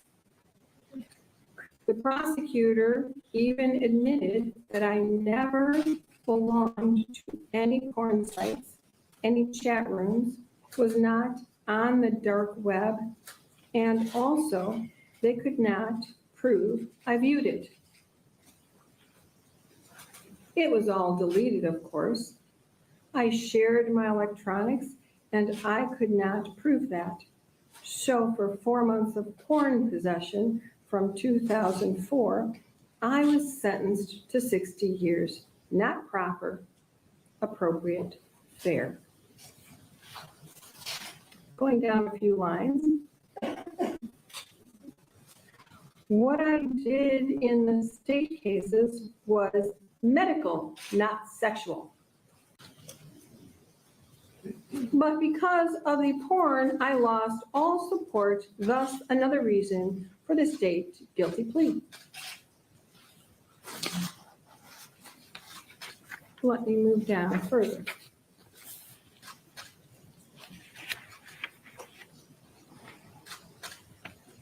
So I tried to avoid a trial to save the stress to this community, my family, the victims. Yet look what is happening. It is wrong. Let me move down further. I was a good doctor because my treatments worked, and those patients that are now speaking out were the same ones that praised and came back over and over and referred family and friends to see me. The media convinced them that everything I did was wrong and bad. They feel I broke their trust. Hell hath no fury like a woman scorned. It is just a complete nightmare. The stories that are being fabricated to sensationalize this. Then the AG would only accept my plea if I said what I did was not medical and was for my own pleasure. They forced me to say that, or they were going to trial and not accepting the plea. I wanted to plead no contest, but the AG refused that. I was so manipulated by the AG and now Aquilina, and all I wanted was to minimize stress to everyone, like I wrote earlier. Going down a little bit further. In addition, with the federal case, my medical treatments with the Olympic/national team gymnastics were discussed as part of the plea. The FBI investigated them in 2015 and found nothing substantial because it was medical. Now they are seeking the media attention and financial reward.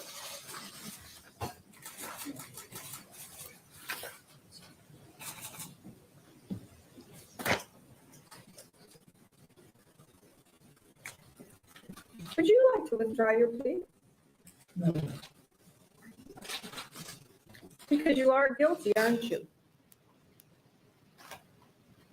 Are you guilty, sir?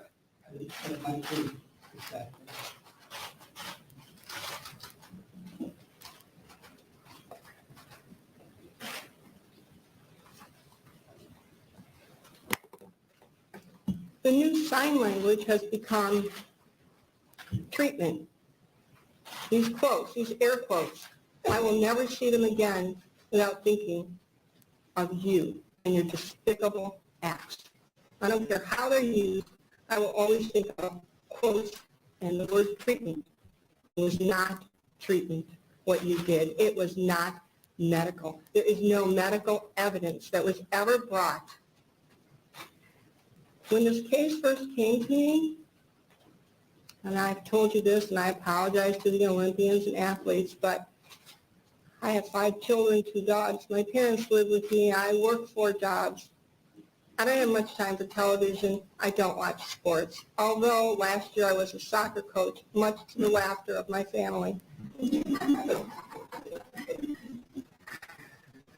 I didn't know anything about you, your name, or anything that was going on. And so when I kept saying, we're going to trial, here's the date, and everyone wanted more time, I said, no, use the cutoff. And then the cases were merged, and we delayed it. And I still thought, well, maybe there's a defense of medical treatment. And why did I think that? Because it's my job to be fair and impartial, but also because my two brothers and my father are very well known and respected doctors, real doctors with real treatments and research, dedicated to healing. I haven't considered that in this case, but I have heard from your survivors now that they trust doctors like I trust the doctors in my family and the doctors I go to.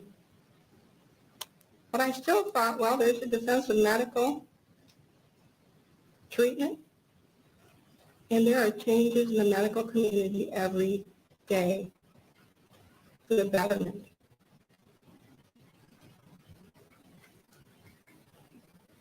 So up until the time you fled, I believed that maybe there was a defense here, despite the felony information. I was ready for trial. Your counsel was ready for trial. The Attorney General's office was ready for trial. You, sir, decided to plead because there was no medical treatment. You did this for your pleasure and your control.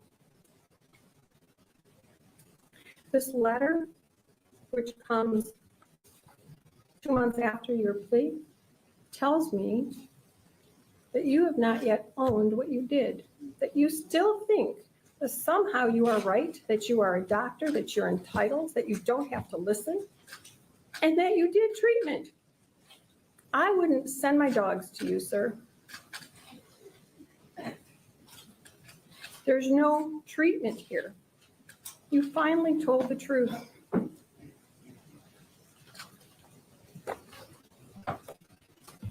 Inaction is an action. Silence is indifference. Justice requires action and a voice, and that is what has happened here in this court. 168 buckets of water were placed on your so-called match that got out of control.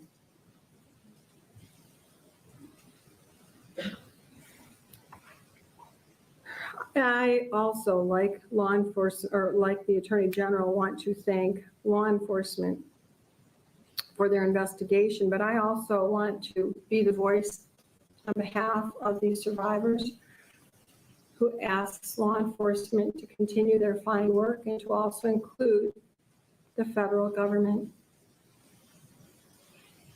There has to be a massive investigation as to why there was inaction, why there was silence.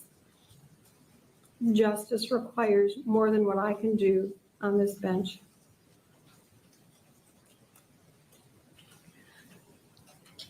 I want to also applaud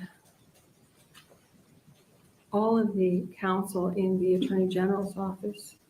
I want to also applaud defense counsel. You all have done fine work. You've made me proud of our legal system. We all work together for the betterment of our community, and that is law enforcement, prosecutors, defense counsel, investigators. There are countless people. It's the only way our system works. We need this balance. So all of you, when I look at myself as Lady Justice, my arms are like this. They are balanced. Prosecution, defense are balanced. It only starts to tip after there's a plea and after I take into consideration everything that's happened. So I want everyone to understand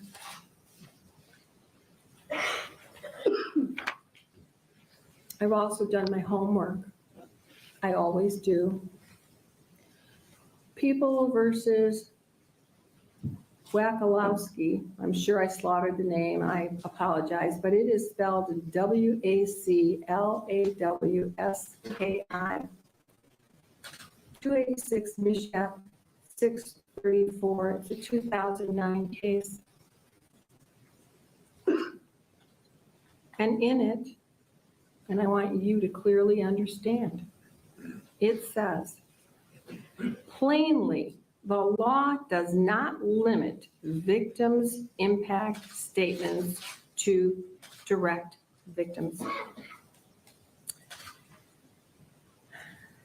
It doesn't say, and I have found nowhere that limits me from having you hear all of your victims. As I said before, when counsel came to me and said, we're not going to go to trial, despite our court having already sent out 200 of the 800 juror requests.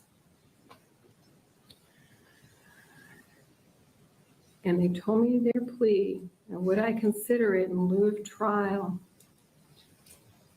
There was the agreement between us because I always, and they know it, they are familiar with me, let people speak. And I wanted all victims, and we had a discussion about which victims. And of course, there was an objection to one of them. I let it come in anyway. That was part of the plea that you entered into to allow the victim impact statements. Because after that discussion, I know your lawyers, as good as they are, sat down with you and said, the judge is going to allow this. And when it comes down to it, I know it also because this was signed by the Attorney General, by defendant, and by defendant's counsel on November 22nd, 2017.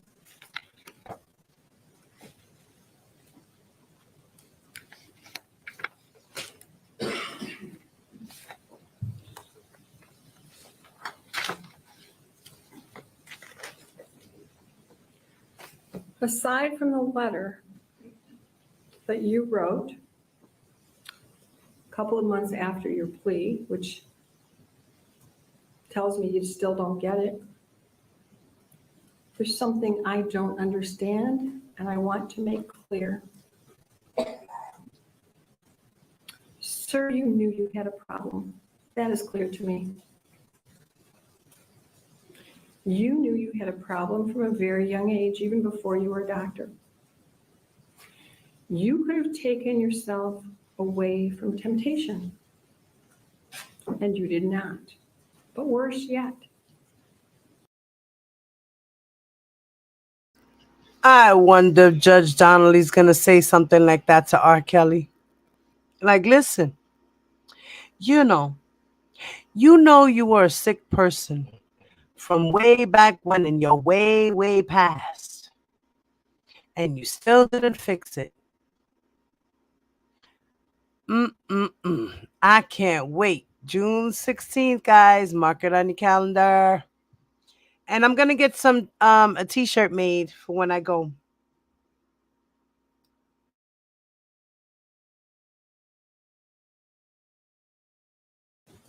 there isn't a survivor who hasn't come in here and said how world-renowned you were. I trust what they say. You could have gone anywhere in the world to be treated. You could have gone to any resort, any doctor place where you could get treatment. In Europe, they have all sorts of hidden places for things like this. No one had to know, and you could have found some treatment, some help, taken some medicine. You would have done that if you had cancer. I know you would have. You're about self-preservation. But you decided to not address what's inside you that causes this control urge, that causes you to be a sexual predator.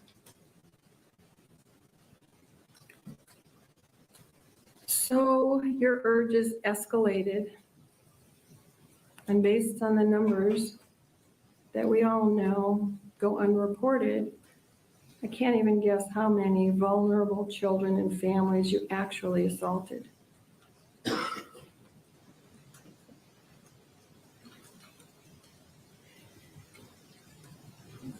Your decision to assault was precise, calculated, manipulative, devious, despicable. I don't have to add words because your survivors have said all of that. I don't want to repeat it.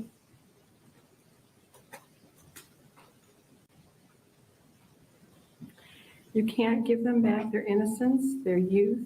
You can't give a father back his life or one of your victims her life when she took it. You can't return the daughter to the mother, the father to the daughter.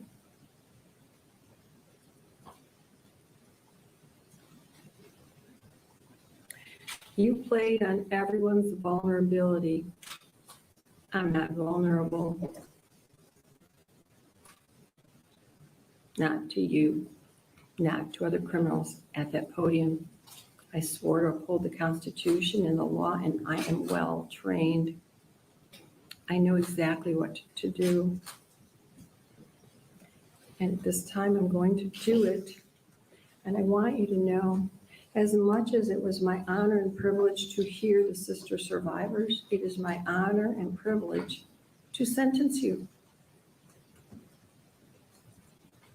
Because, sir, you do not deserve to walk outside of a prison ever again. You have done nothing to control those urges, and anywhere you walk, destruction will occur to those most vulnerable. Now, I am honoring the agreement. I'm also honoring what's been requested of me. And I want you to know I'm not good at math. I have a cheat sheet. I'm only a lawyer. I know that you have a lot of education in physics and math, but I have a cheat sheet. It is my privilege on counts 1, 2, 5, 8, 10, and 18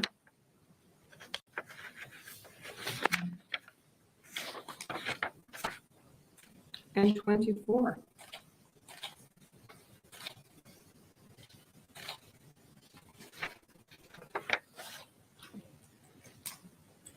To sentence you to 40 years.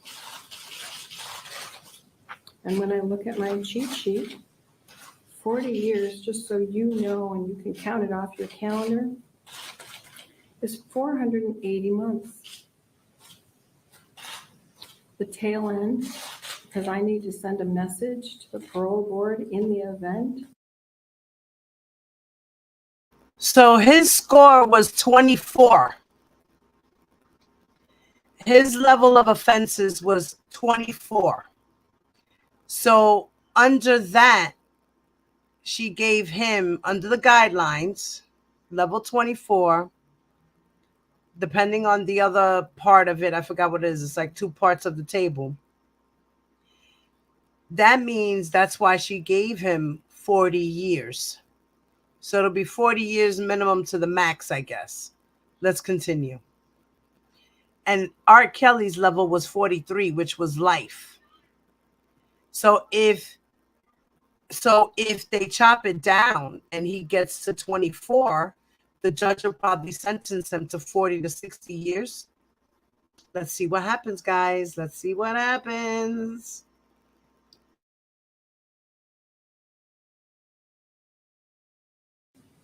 Somehow God is gracious, and I know He is. and you survived the 60 years in federal court first, and then you start on my 40 years? You've gone off the page here as to what I'm doing. My page only goes 200 years. Sir, I'm giving you 175 years, which is 2,100 months.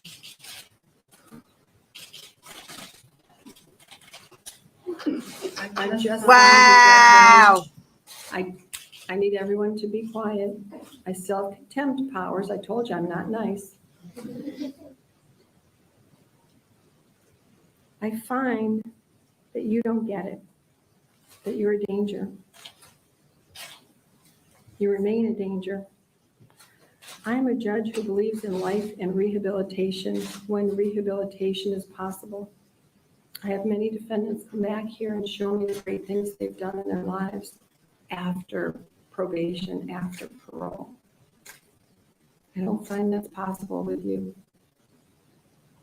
Oh, yeah. So you will receive jail credit on counts 1, 2, 5, 8, 10, and 18 of 369 days. On count 24, you will have 370 days jail credit if you are ever out, which is doubtful.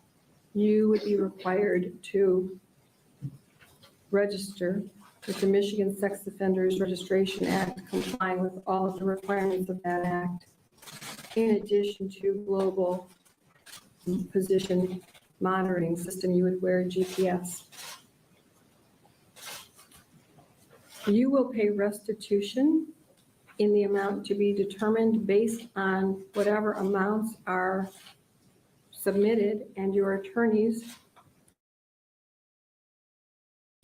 so that I can determine what a reasonable amount is for the victims. I am leaving restitution open as long as those victims have issues that can be medically documented.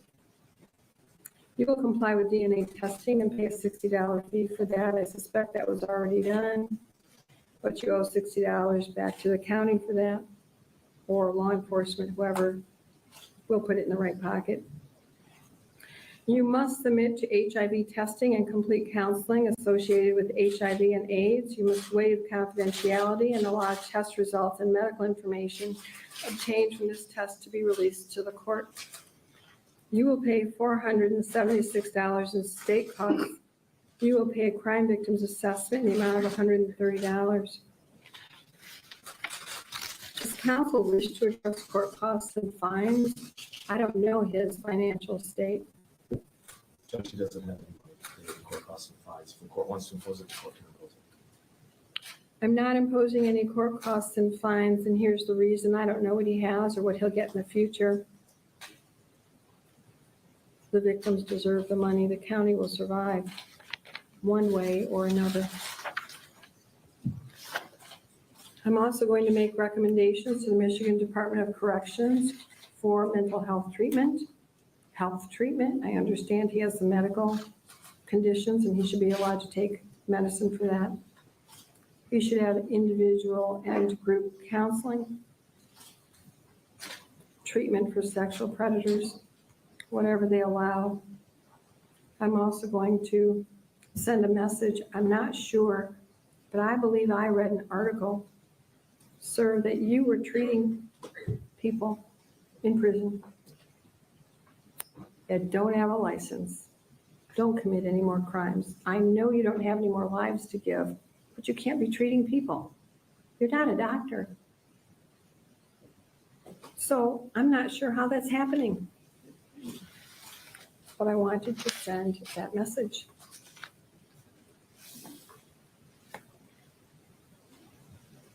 You have 21 days to appeal, 10 days to request court-appointed counsel to acknowledge receipt of your appellate rights.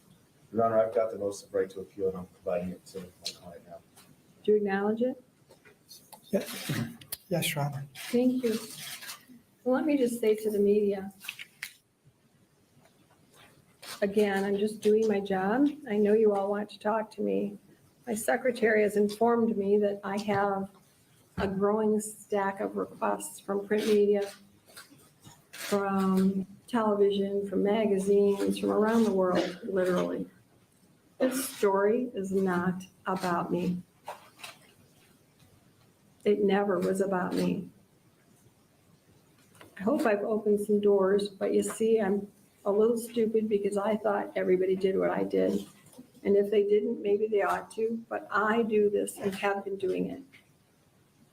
And if you don't believe me, the keeper of my words is right by my side, and lawyers who are hearing this are shaking their heads saying, yep, I've waited too long, as she lets everybody talk. Sometimes people get upset. I don't care, I get paid the same. So as to the media who want to talk with me, I'm not going to be making any statements. I know that my office, and I may have even, I don't know, it's been a long couple of weeks, conveyed that after this is over, it's just not my story. After the appellate period runs, with victims by my side to tell their stories, I might answer some more questions than what I said on the record. I don't know what more I could possibly say. But I'm not going to talk with any media person until after the appeal period, and even then, if you talk to me about this case, I will have a survivor with me because it is their story. So I wanted everybody to hear.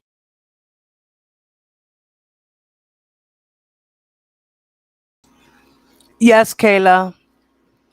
They all have to go through a full medical examination. Yes, because he's convicted, and they need to make sure that they have your medical record, your medical history, to know if you have any STDs, because you could be in there and spreading that stuff like wildfire. So, yeah, they do a check. R. Kelly cannot refuse to take a herpes test or any STD test. He has to take it.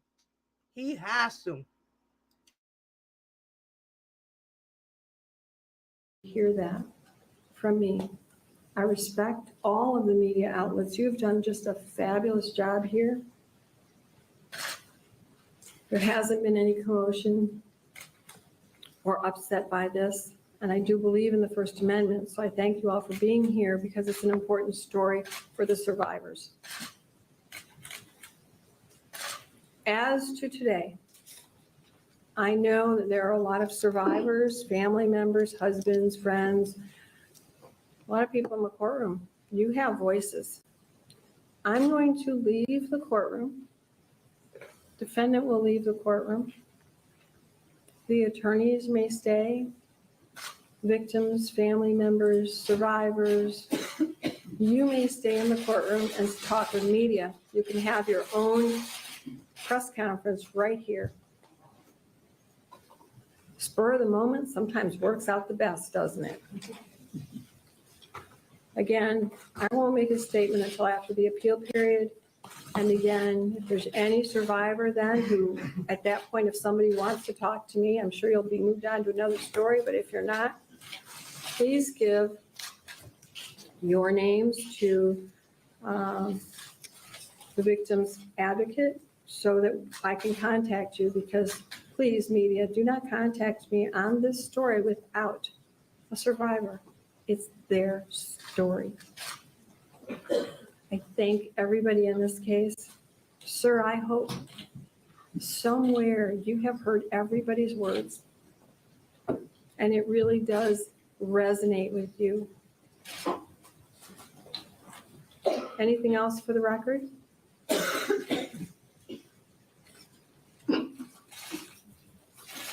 Nothing interrupted.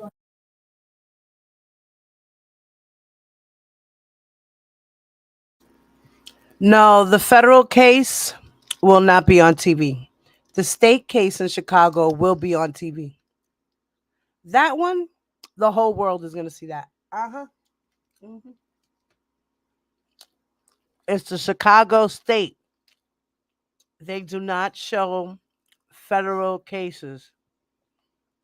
They only show state cases.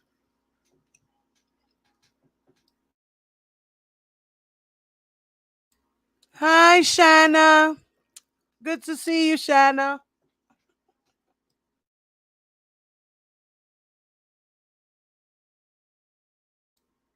Hey, Justin T. What's up, mama?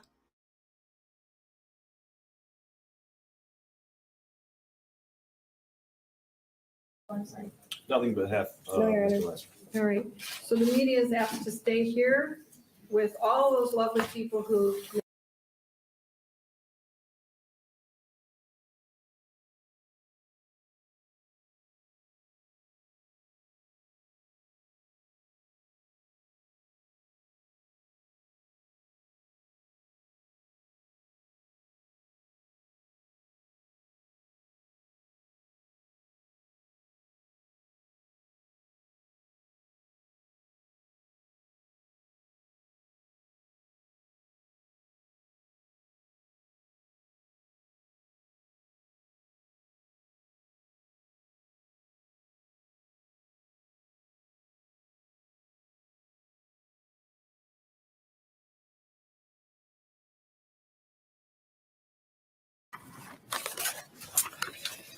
I'm here today to address Larry Nassar, both as an osteopathic physician and the father of two beautiful girls that were cared and abused by you.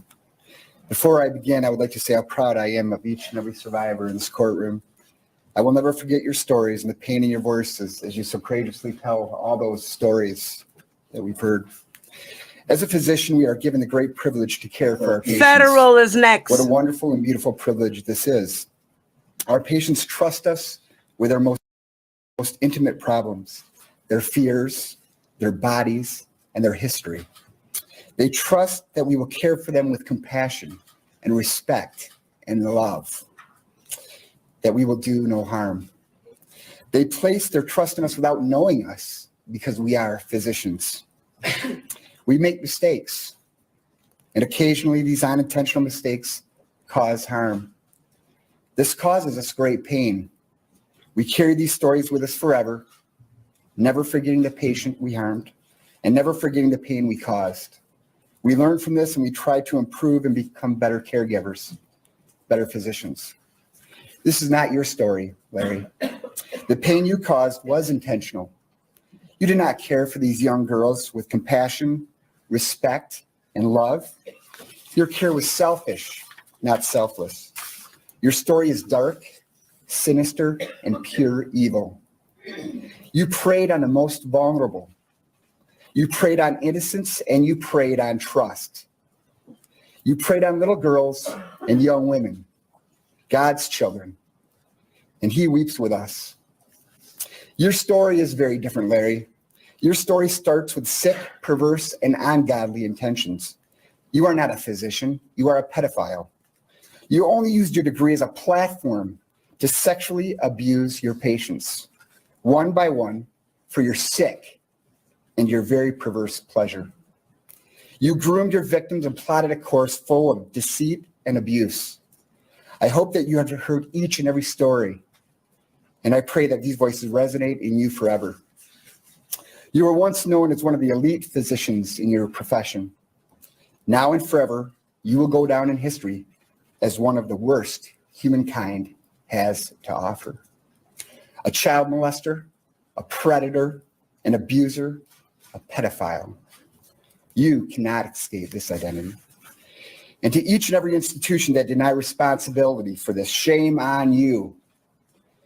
For a moment, I ask that you close your eyes and think of your daughter. Do you remember her innocence? Can you see her smile? Hear her youthful laughter? Now imagine her being sexually assaulted by this man. Can you hear her scream? Or is it silent? This is our reality, and these were our children. If after that disturbing thought, after that disturbing image, you can continue to deny responsibility for fostering this abuse and allowing this monster to continue with his practice, then you have denied the truth. You have learned nothing. These institutions emphasize the importance of safe spaces. Ironically, the only safe place that was created was a safe place for Larry Nassar to molest children and young women without boundaries and without oversight. I ask you, where was a safe place for all the abused, for all of these survivors? Thank you, Your Honor. Thank you for that very compassionate, enlightening letter and your words. May we have a copy? I'm sorry. May we have a copy of what you said? Yes, you We may. already have a copy. No, you don't. All right. Yes. Sir, I know you're speaking on behalf of your daughters, but really you're speaking on behalf of all children, and you know, as a trained physician, as a good physician, that's what you are to do. And I'm so thankful that you're here and for your words, because everybody needs to hear that, and doctors need to be reminded of that. Patients need to be reminded that they can tell you anything, and if something's wrong, tell another doctor who will report it. And hopefully we have that change, because so many people didn't report here. And that's why it's so important for you all to be here. So I applaud you, and I know that your children are in great hands, and I can't thank you enough. Thank you.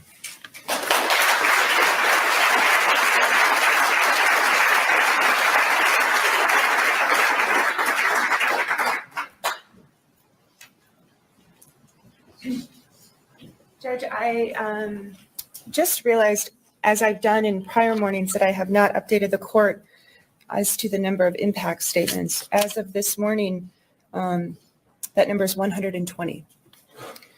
Well, and as I've said, I'll give you as much time as you need. I'm clearing out my docket as we speak.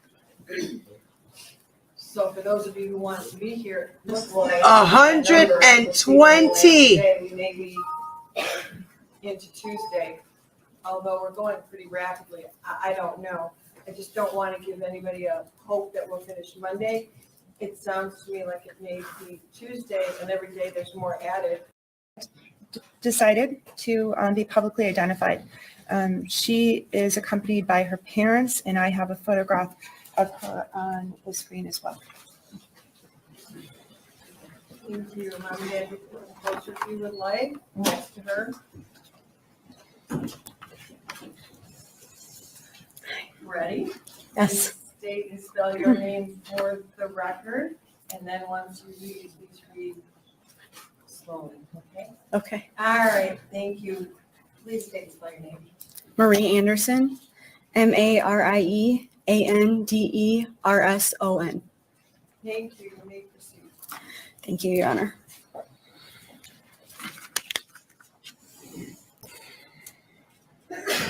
I'm here today to talk with you about my experiences with Larry Nassar at Michigan State University Sports Medicine when I was 15 years old.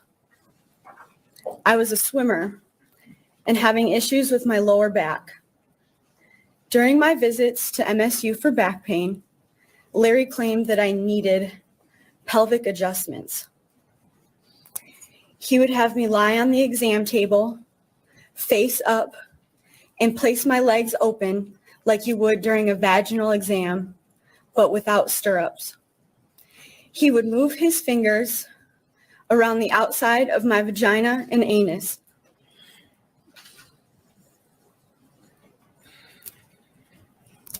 Then he would insert his fingers into my vagina and move them around inside of me, as well as move his fingers in and out.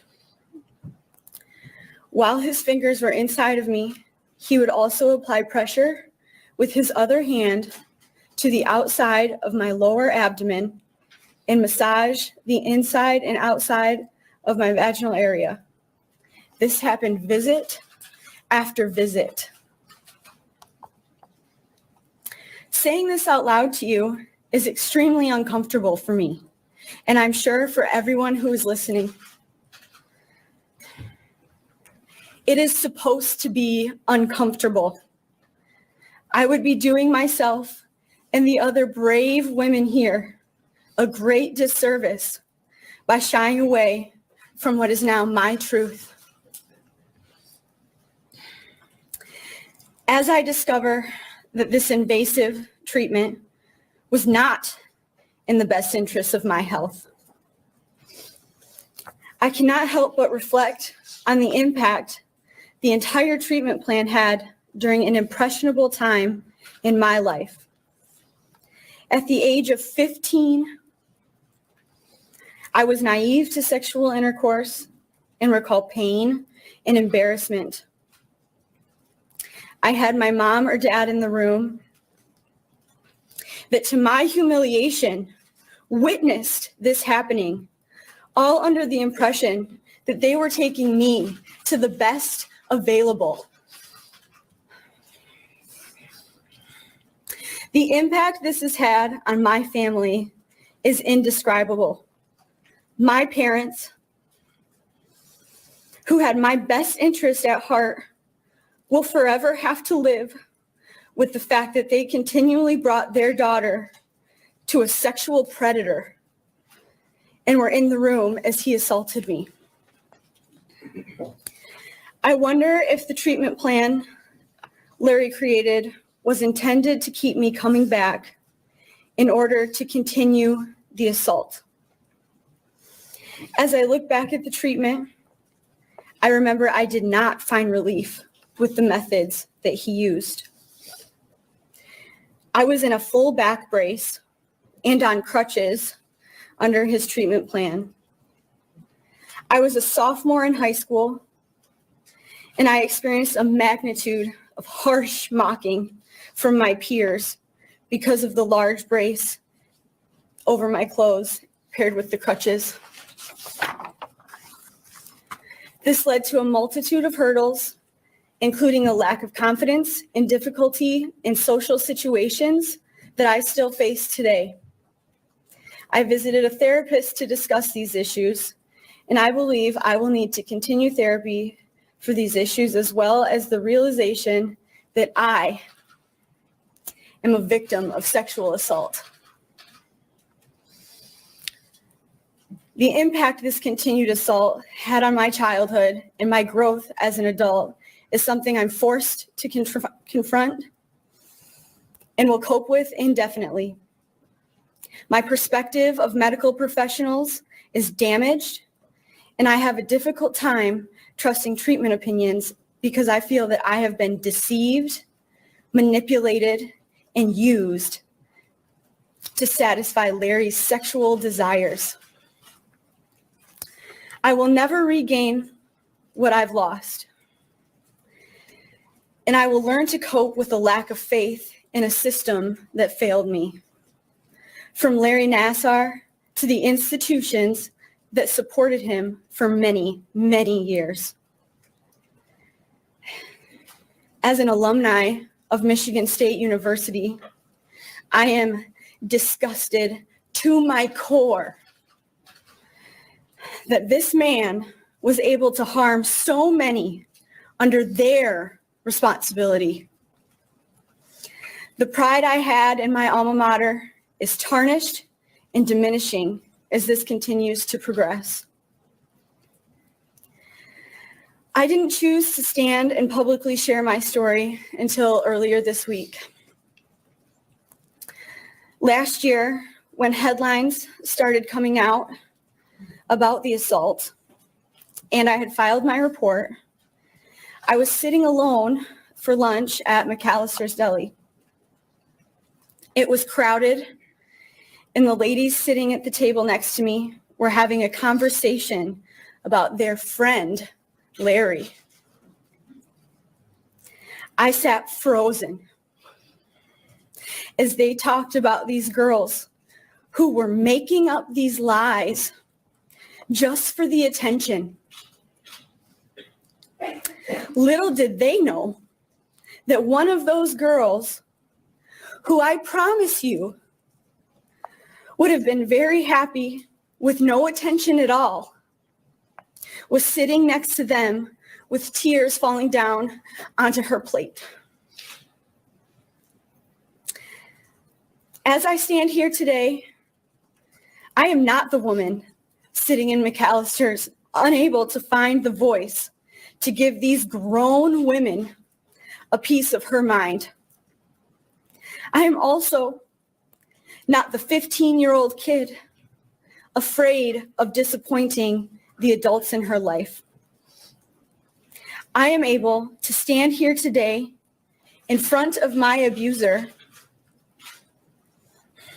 with an army of strong, powerful women behind me, asking that this man that hurt all of us withers away for the rest of his life. I have a choice to make every day on how I will grow. And while we all are moving mountains, you, Larry, will have no choice but to sit in prison and wait to die.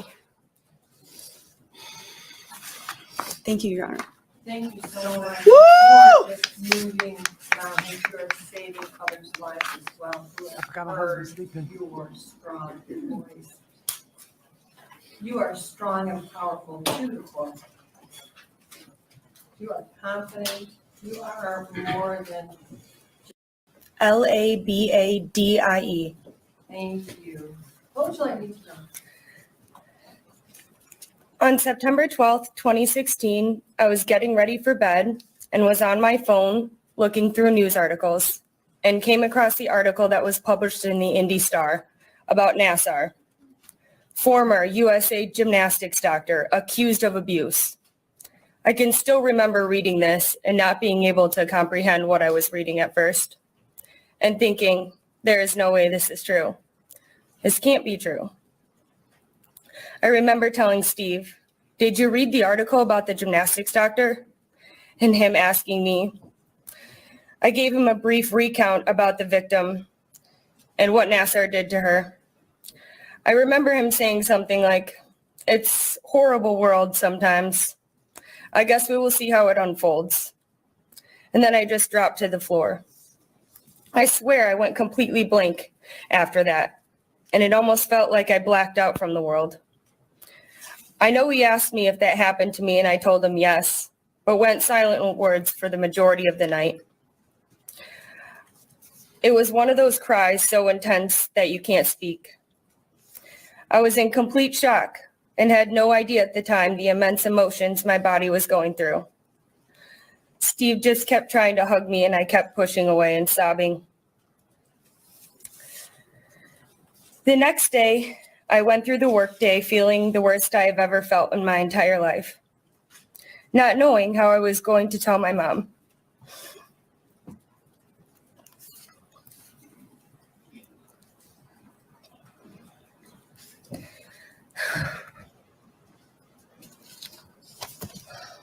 When I got home from work, I took my dog for a walk and then called her. I asked her if she had read the article. She said no. I explained that I was about to tell her something horrible, that it was not her fault.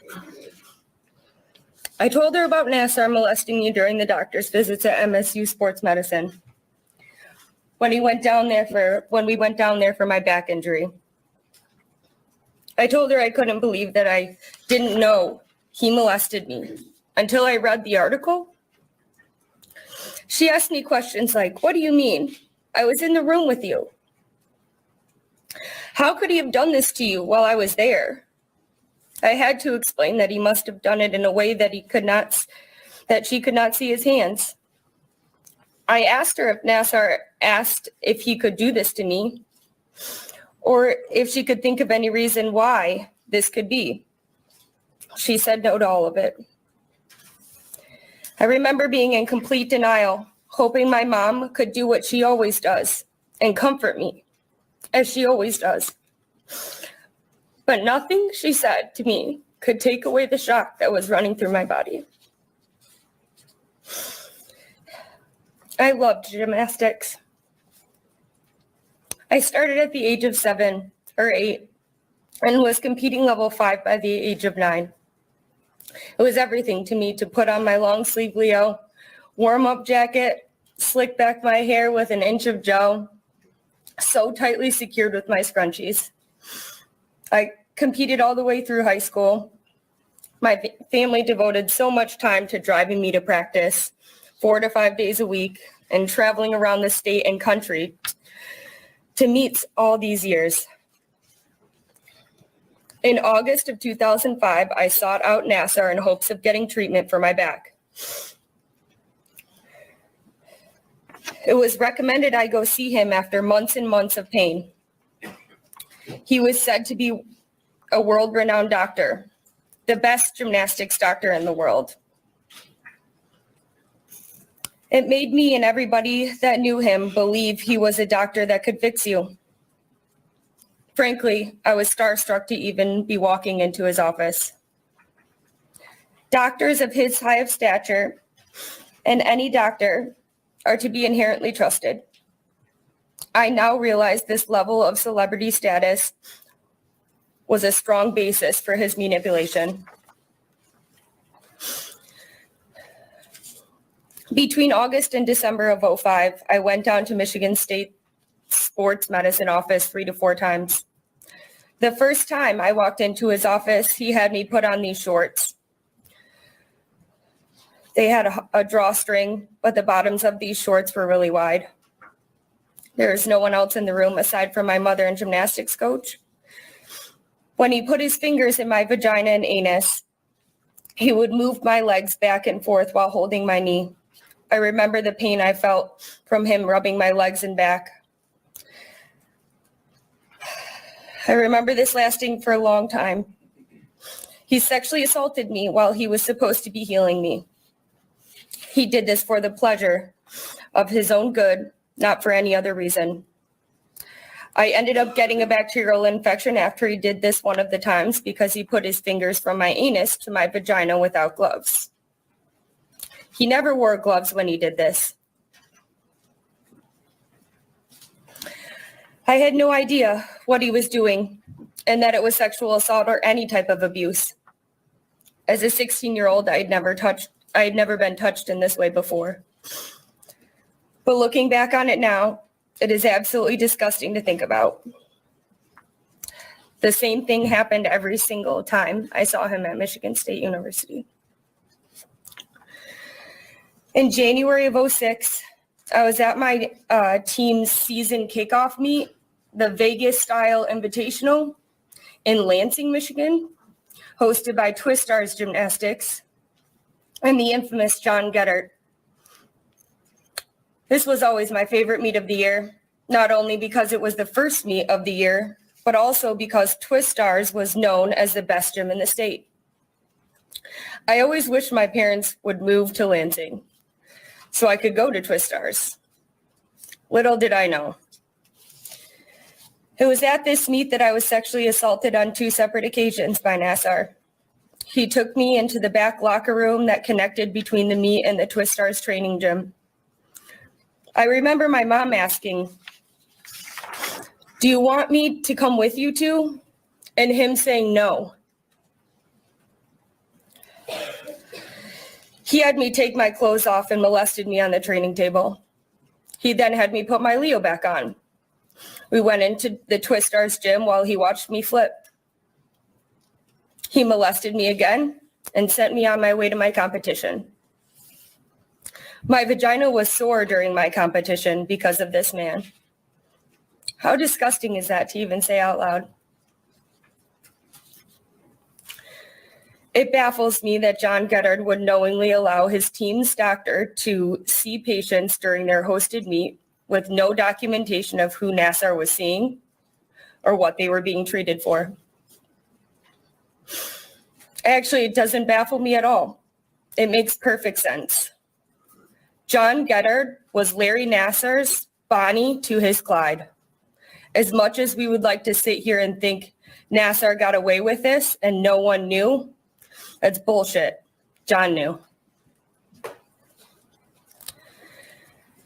I went to school at Michigan State University from 2007 to 2011 and graduated with a degree from Eli Broad College of Business.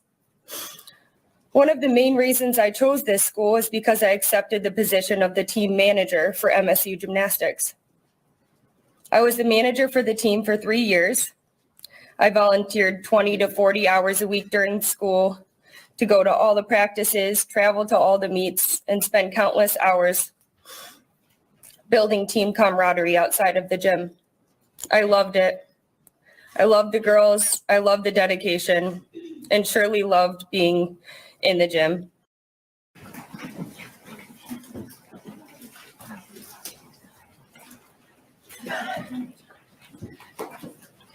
Judge, the next survivor to speak just also made the decision to be publicly identified. So you did great. This is Ashley Yost and Ashley's mom. Is that right? Okay, thank you. Thank you for being here. Please state and spell your name for the record. Ashley Yost, ASHLEY YOST. All right. Move right up to the podium, so you're next to that microphone. Keep your voice up and just talk at a pace we can understand. And your mom is here with you, is that right? Mm-hmm. All right, so mom, if you need to hug her, you're holding hands, that's great. Ready to proceed? Yes. Please do. First, I would like to thank you for allowing not only me, but every other survivor of Larry Nassar speak their truth and have their voices heard. Your Honor, I've started and restarted this impact statement multiple times. That's because I never really knew where to begin. I also feel that Larry Nassar doesn't deserve to know how I've been impacted. He doesn't deserve to know anything about me, my life anymore. But this letter isn't for him. It's for you, Judge Aquilina. It's to show you the gravity of his actions and who I am now because of him. This is why I chose to be here today and chose to read this letter myself in front of everyone. I still don't know where to really start this. Everything about this whole situation is chaotic and messy, and my thoughts are never very clear. It feels like I have so much to say about everything, but yet nothing at the same time. Can you say it a little bit slower? Thank you. See, my mind can't really focus on what Larry Nassar did for too long because it seems like it'll be just too much if I do. I thought I knew Nassar. We all thought we did. When I was 16, I job shadowed him in high school. He was the reason I was so interested in the medical field and specializing in sports medicine. He was the reason I wanted to help gymnasts in the future. When I was still thinking of becoming a doctor, I thought it would be the most amazing thing in the world to somehow have him as a mentor. Now I know how wrong all of his intentions were. The first time I stepped into one of the 2 exam rooms Larry Nassar had at MSU SportsMed, I was 12. The last time was in June of 2016, making me 24. That's 12 years of knowing him and 1/2 of my life being treated by him. He had a reputation for being one of the best gymnastic sports medicine doctors in the world. And for him to be located so close to where I live seemed like the best luck ever. It was only when I reflected on that very first report by Rachel Den Hollander that I began to put the pieces together. Larry Nassar was not treating me, but using me. He was not the best gymnastic sports medicine doctor. He misused his will of power in order to abuse dedicated and hardworking athletes. I don't even consider him to be a doctor anymore because a true doctor cares for their patient's well-being while he narcissistically manipulated his. In Nassar's exam rooms, there were pictures, letters, and gifts dedicated to him from his patients and thanks of how much he had helped them. I always loved walking around the room and reading them, trying to find out the newest things of his. Now I see that these were all just trophies to him. He got to see every day how he manipulated people while they had no idea what was going on.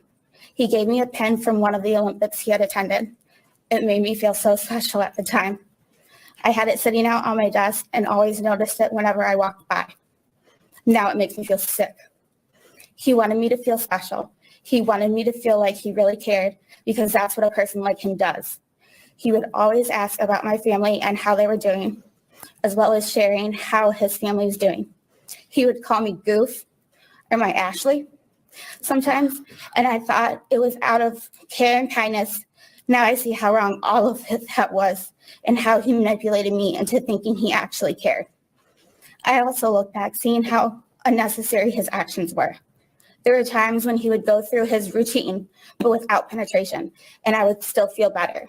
It only clicked with me after all the news reports how he never should have had to use penetration in the first place if I was able to feel better without it. It also makes sense how he used distraction to never really let me think about what he was doing. He would hold a conversation with me for the entirety of the visit, so that I would have something to focus on. He used his personal life and his family to make it seem as if he actually cared and would ask about mine as well. It's difficult to say how his actions have fully impacted me. I think that's because I still haven't completely processed everything. Part of me wants to believe that this is all just some horrible nightmare and everything is okay. The other part knows that that's what grooming does to you. It makes you second guess yourself and question reality. It makes you want to feel sympathy towards your assaulter. Because I was groomed for so long, starting at such a young age, this whole ordeal is still something I struggle with. There's one part of me that when hearing the other girls' stories of how he made them feel special has actually made me feel hurt. I know that this reaction is the result of what he did to me. However, there's another part of me that knows I'm a part of this community of strong and powerful, beautiful, courageous women. In the very beginning of all this, it was difficult to think that he was capable of being this type of person, a monster. My mind fully rejected the thought in the beginning, and for a long time, despite eventually acknowledging the situation, I would dissociate myself from being a part of it. I'm slowly accepting everything for what it is and working on seeing Nassar for the monster he is. That is also why I chose to be here today. The last time I saw Larry, he was still this well-renowned doctor who knew how to help me with my back pain. I was sad that I was going to be treated by him anymore. The mental image I still have is a positive one. I needed to be here today so that I can change that. I need to see what my new reality is. That you know, as I've indicated, she is on the screen. Allie Raisman will be the next survivor you hear from. Good morning. Thank Good you for morning. being here. Thank you. Please spell your name for the record. Okay. ALEXANDRARAISMAN. Thank you. What would you like to say? Your Honor, thank you for the opportunity to make this statement here today. And thank you for providing the time and flexibility for all the other brave survivors to make their statement. Each survivor deserves to be heard equally. I didn't think I would be here today. I was scared and nervous. It wasn't until I started watching the impact statements from the other brave survivors that I realized I too needed to be here. Larry, you do realize now that we, this group of women you so heartlessly abused over such a long period of time, are now a force and you are nothing. The tables have turned, Larry. We are here. We have our voices and we are not going anywhere. And now, Larry, it's your turn to listen to me. There is no map that shows you the pathway to healing. Realizing that you are a survivor of sexual abuse is really hard to put into words. I cannot adequately capture the level of disgust I feel when I think about how this happened. Larry, you abused the power and trust I and so many others placed in you, and I am not sure I will ever come to terms with how horribly you manipulated and violated me. You were the USA Gymnastics national team doctor, the Michigan and the United States Olympic team doctor. You were trusted by so many and took advantage of countless athletes and their families. The effects of your actions are far-reaching. Abuse goes way beyond the moment, often haunting survivors for the rest of their lives, making it difficult to trust and impacting their relationships. It is all the more devastating when such abuse comes at the hand of such a highly regarded doctor, since it leaves survivors questioning the organizations and even the medical profession itself upon which so many rely. I am here to face you, Larry, so you can see I've regained my strength, that I'm no longer a victim, I'm a survivor. I am no longer that little girl you met in Australia where you first began grooming and manipulating. As for your letter yesterday, you are pathetic to think that anyone would have any sympathy for you. You think this is hard for you? Imagine how all of us feel. Imagine how it feels to be an innocent teenager in a foreign country, hearing a knock on the door, and it's you. I don't want you to be there, but I don't have a choice. Treatments with you were mandatory. You took advantage of that. You even told on us if we didn't want to be treated by you, knowing full well the troubles that would cause for us. Lying on my stomach with you on my bed, insisting that your inappropriate touch would help to heal my pain. The reality is you caused me a great deal of physical, mental, and emotional pain. You never healed me. You took advantage of our passions and our dreams. You made me uncomfortable, and I thought you were weird. But I felt guilty because you were a doctor, so I assumed I was the problem for thinking badly of you. I wouldn't allow myself to believe that the problem is you. From the time we were little, we are taught to trust doctors.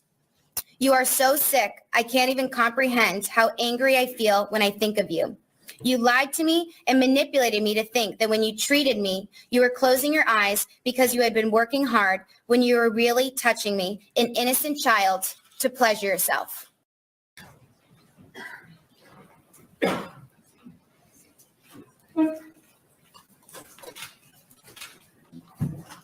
Judge, I might normally apologize for the next speaker to have to follow Allie, but I am confident she is just as fierce. And she has decided to be identified publicly, and she will be accompanied by her father. So let me introduce you to Cassie Powell and her father, Doug Powell, who is a law enforcement officer as well. Come on up, please. And Cassie's photograph is displayed on the screen. Thank you. And as a law enforcement officer, thank you for your service, but also for being here. I know what it is that this happened to your own. Thank you. Thank you. Thank you for being here. Would you please state and spell your name? Cassie Powell, Kassie Powell. Thank you. What would you like me to know? For the last year, I have lived behind the shadows of the name Jane Doe. I was afraid to be identified as myself and didn't want to accept this as my story, so Jane Doe was a nice name to push my pain and confusion off on. But I can't push it off anymore. This happened to me, and I have a name. My name is Cassie Powell. I was a pole vaulter and javelin thrower on the track and field team at Michigan State University. I have spent so many agonizing hours and days breaking down, trying to come up with the words to adequately express the point I want to get across here today. In order to do so, I need to start at the beginning. Your Honor. Okay, sorry. Your Honor, if it's okay with you, I'll be addressing the defendant directly for a lot of this statement. You may. I still remember the first time I ever saw you, Larry. March 26, 2010. My Uncle Mike had referred me to you as he knew you from working with you at Twistars. I was 16 years old with dreams and aspirations that were larger than my hands could possibly grasp. I had so much potential, both in physical and mental capacities. You knew what pole vault meant to me, and you knew how desperately I needed help and relief from pain. You rush-ordered me to get an MRI that day, telling me that you thought I had cancerous tumors, or perhaps osteoid osteoma might ring a bell. You said I had cancerous tumors. You thought I had cancerous tumors pressing against my spine, possibly fracturing vertebrae. Don't look confused.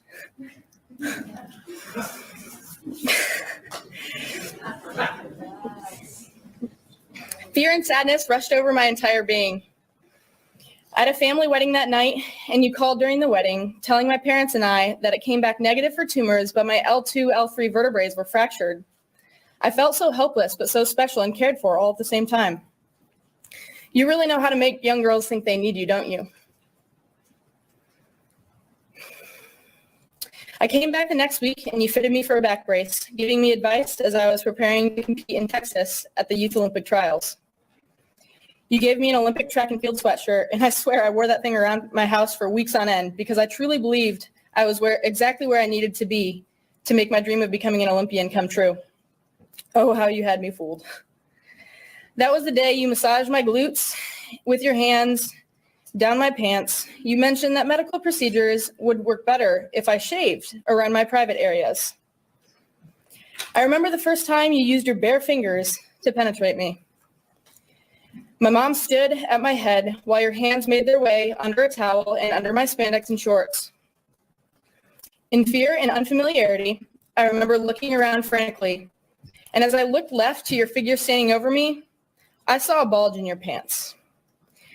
I walked out of the office that day feeling incredibly dirty and nauseous. Now let me explain that really quickly. I have been in counseling for the last year, and it was asked to me in counseling, did penis ever cross your mind? And when I was asked that question, it became evidently clear to me that that is exactly what I saw that day. So I will go on.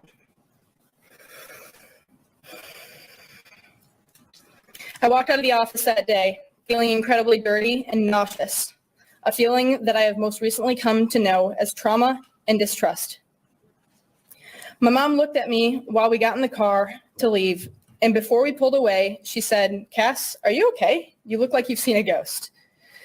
I replied, "I think I'm okay, but I don't ever want him to do that again." The 35-minute car ride home felt like 35 hours as I didn't speak and sat in silence trying to wrap my mind around why I felt so nauseated. The next appointment, my mom, not knowing that you had your fingers inside her 16-year-old daughter the week before, kindly told you, what you did last time was really uncomfortable, and she'd prefer if you didn't do it again. She spoke for me, as you had already stolen the voice, confidence, and innocence of that girl. As you can see, I still struggle referring to that young girl as I or me, as I struggle accepting that for 6 years, I thought you genuinely wanted to help me, and you were merely using me for your own selfish desires to get off on. Unfortunately, to no one's surprise, it didn't stop there, because I trusted that it surely wouldn't happen again if we told you not to do it again. Wrong. You started a routine, as we've heard many talk about, each time I came in, asking about my uncle and how he was. You would have me stand in front of you and bend over so that I would bend over so that you could check my alignment of my hips.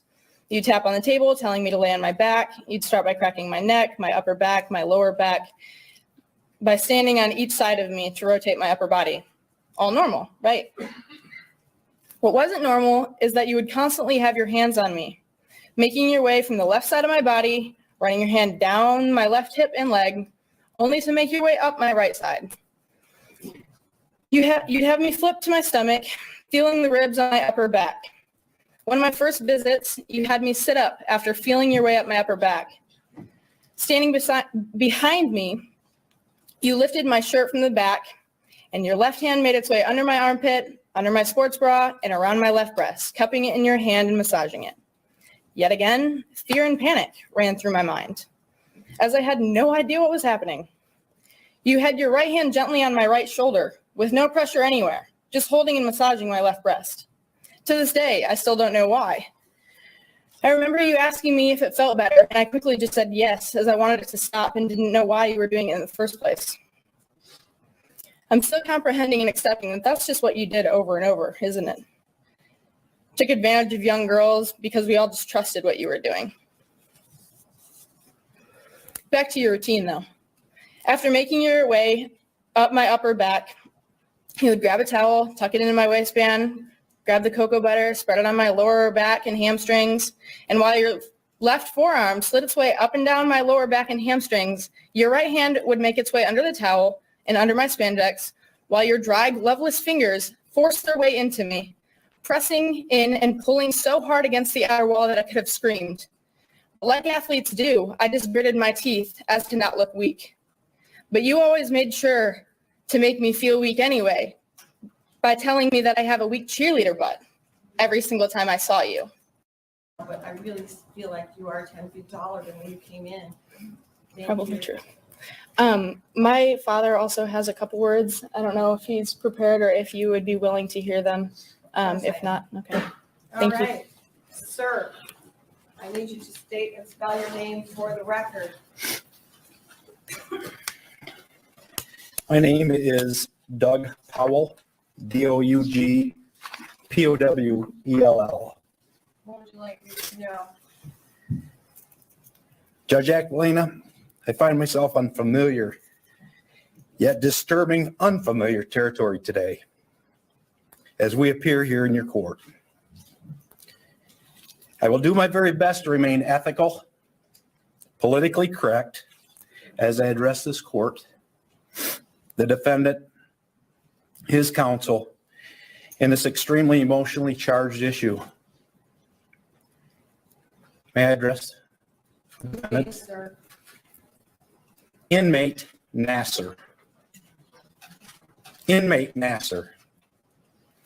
That is what your name is. And don't you forget that. The media outlets that have so intently covered this hearing need to know your name. Your name is not Dr. Nassar. It is not Mr. Nassar. It is not Larry. It's inmate. Inmate 21504-040 for your eternal life. As a law enforcement correctional professional for over 32 years, I speak for myself and my personal feelings that you do not deserve to be educated regarding your future. You do not deserve to be educated on the how-tos, how to fly a kite to a correctional officer to ask for a doctor, how to fly a kite to ask how to fill out an inmate form, how to fly a kite to ask how you use the inmate telephone system. You do not deserve the wins. When will those blue clothes you have on your back be washed? When will those whites that are limited in your possession be laundered? When will your blankets be laundered? You do not deserve that. The wares within those facilities and the watch out fors. You do not deserve to be educated in that. As you are forever escorted from wall to wall. Because as we have all seen and have proven, you did not care to extend that courtesy or compassion to anyone. Yet you simply benefited from your pathetic, narcissistic, psychopathic agenda. However, I will educate you on some prison argots, language terms that you might want to understand. As documented in a correctional textbook that I've used for lectures, written by PhD Frank Schmellinger and PhD Schmellinger, you want me to spell it? SCHMALLEGER,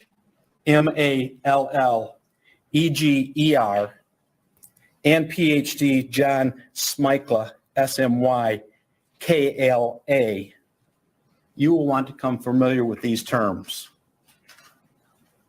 Fish, Chester, diaper sniper, diddler, tree jumper, just to list a few. I hope these argots are offensive to you because you are offensive to us. However, in my world and in my family's world that you have so conveniently destroyed, you are a fucking hog. A hog.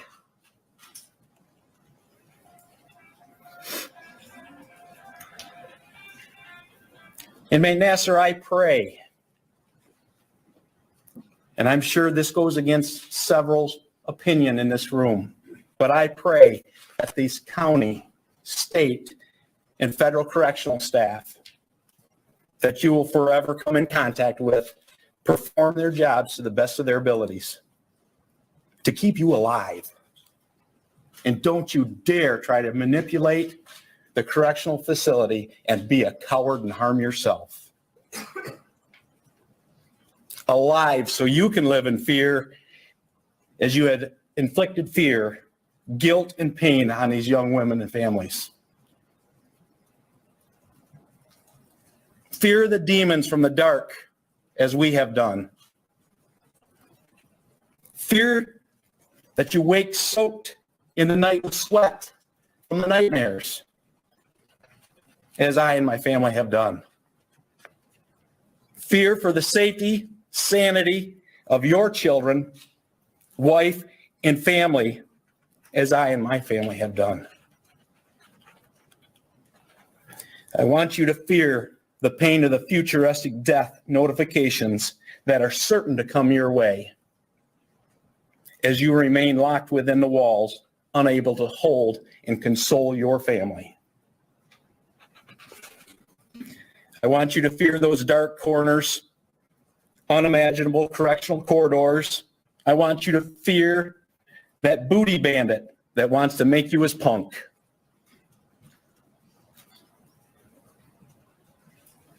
I want you to fear and cry and no one to listen. I want you to remain alive for your eternal life inside those walls.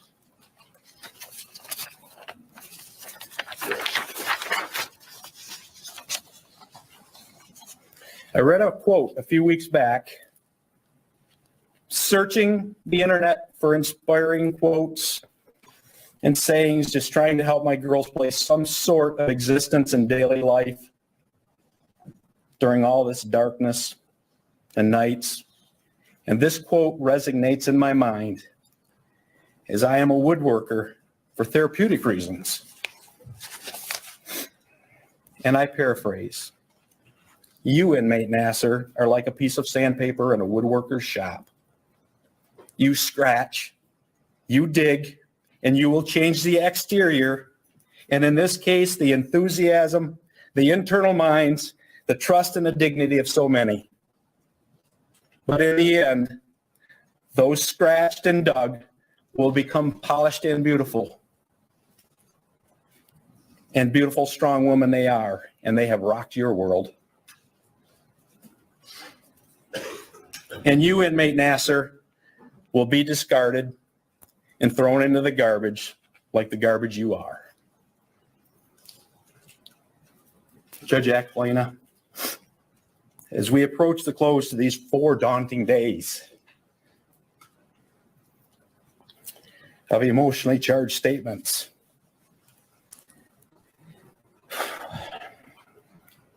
I applaud you.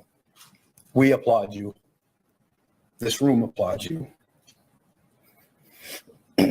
Your candor, your demeanor, your willingness and understanding to listen to so many horrific stories.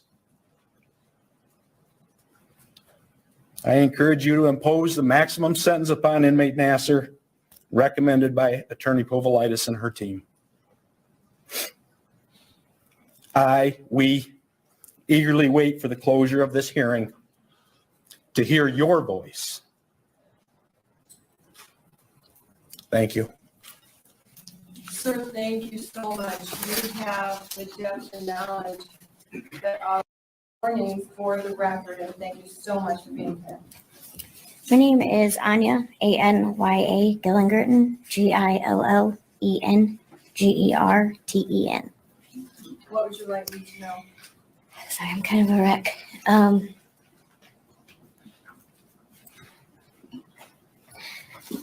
Until now, I haven't told anybody about this part of my life. Not my parents, my friends, or even counselors.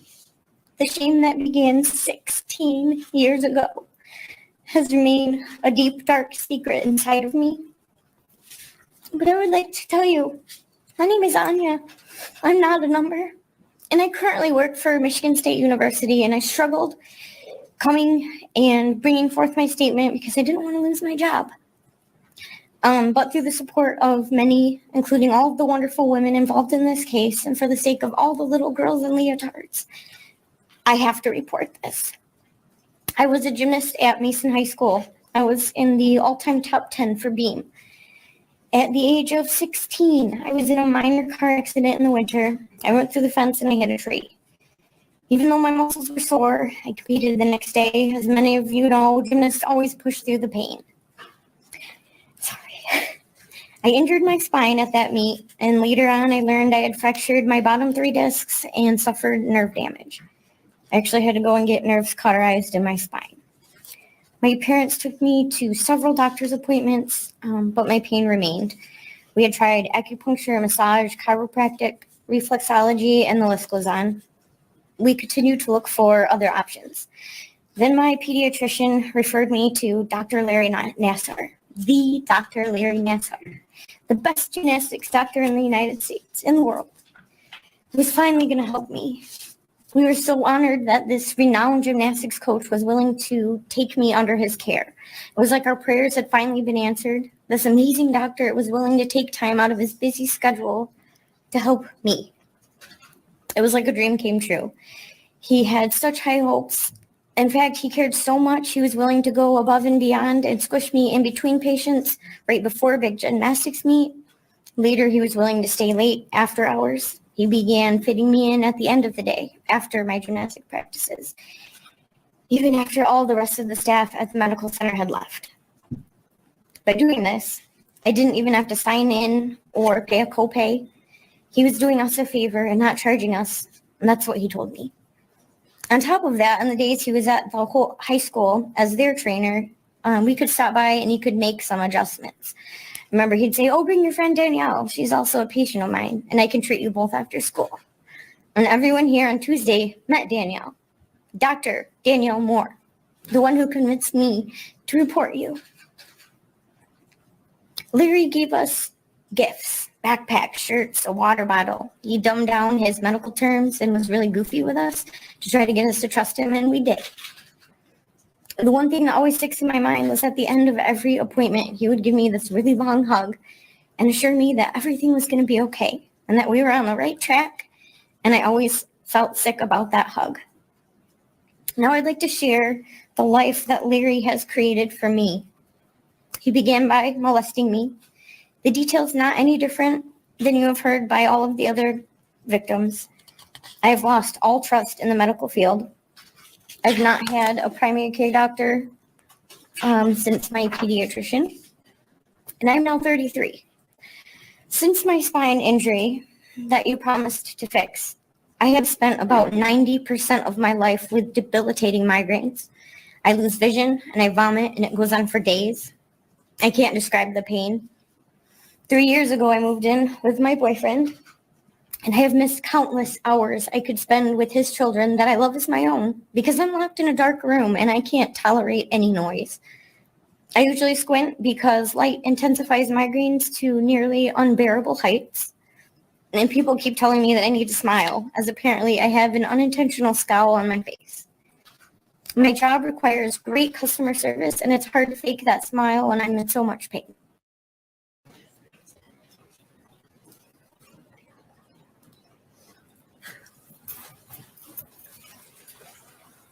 You know, I'm bringing back to the podium a familiar face, but and I think everyone's happy to see her, most everybody. But the next survivor is Bailey Pickle, and she is comfortable with being publicly identified.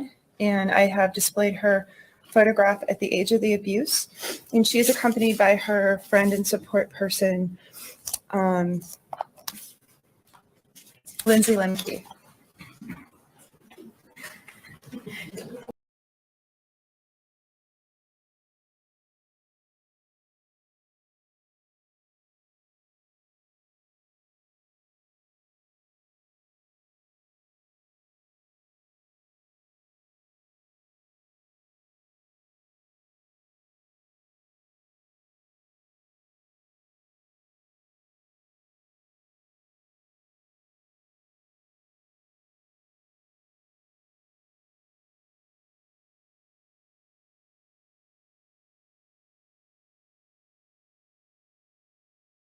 Judge, just drop Father, have a chance to say something. Go ahead, sir. You son of a. No, we don't want to swear. We don't want to have profanity. I can't imagine the anger and the anxiety and the feeling of wanting retribution. And if you need to say something to help you, I'm more than willing to let you say something. But in a courtroom, we don't use profanity. But if you have some words that you would like to say, I would like to give you the opportunity to say it. I would ask you to, as part of the sentencing, to grant me 5 minutes in a locked room with this demon. I have Would a you feel- do that? That is not how Yes or our. no? No, sir, I can't. Would you do give me that. 1 minute? You know that I can't do that. That's not how our legal system. Well, I'm gonna have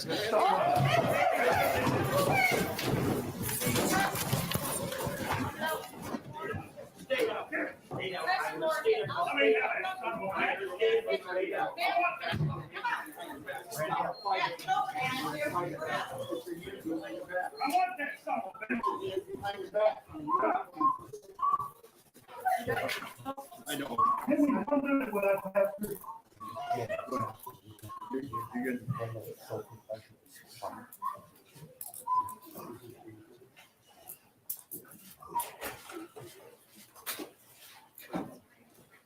One minute. Relax, sir. Relax. Take it easy, buddy. Just relax. Okay, now we're gonna count it up, okay? You have to let up too, okay? All right.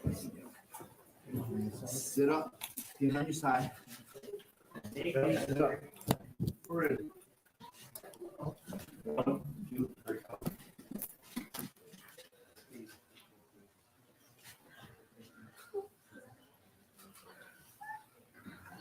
What if this happened to you guys?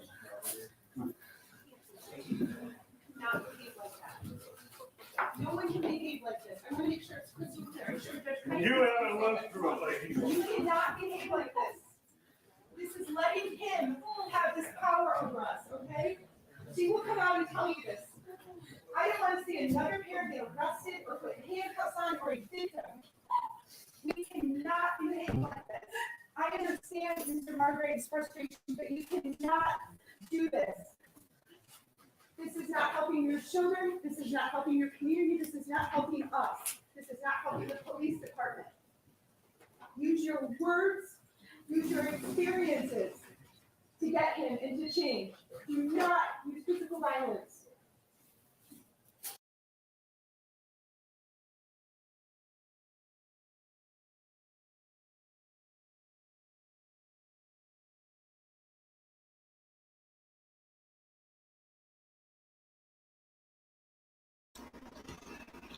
The father was that upset. He just went right at Larry Nassar. He was ready.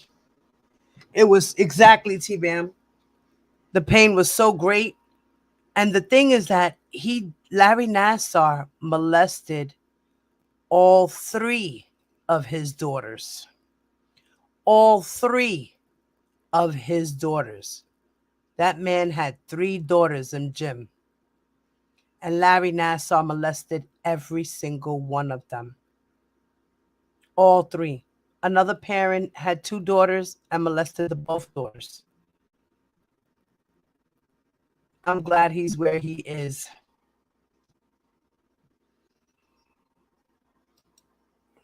Amen. Use your words, not violence. Exactly. But you got to think, the father has been dying to, I can imagine he must be dying to get his hands around his throat. Kill him, with his bare hands. How dare you, you sick motherfucker. You have a problem, and then you took my children, my babies, and did that to my babies. That's he was ready for him. He sure was. Like I said, he was ready to strangle him. That's what he was ready to do, strangle him. But thank God that this man is off of these streets. Oh, he was so torn that they had to live with that. Yeah, he couldn't protect his daughters. Exactly. And then there was times, like they said, that the parents would be right in the same room. And the girls would, they're thinking that this is all a medical procedure. They're not thinking that he was molesting them. All right.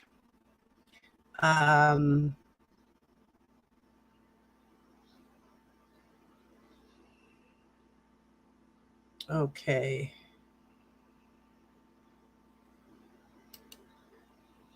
All right, let me close that one. I'm trying to close some windows here so I can open up another one. The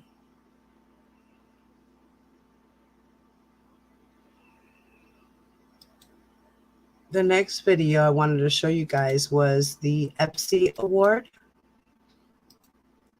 Where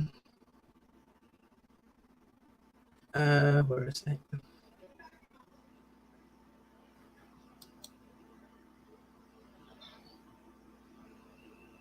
Okay, here we go.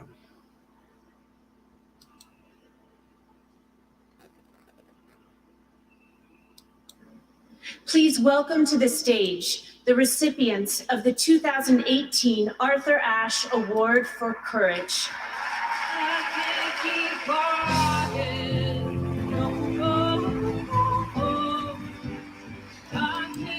And these are all the girls of Larry Nassar.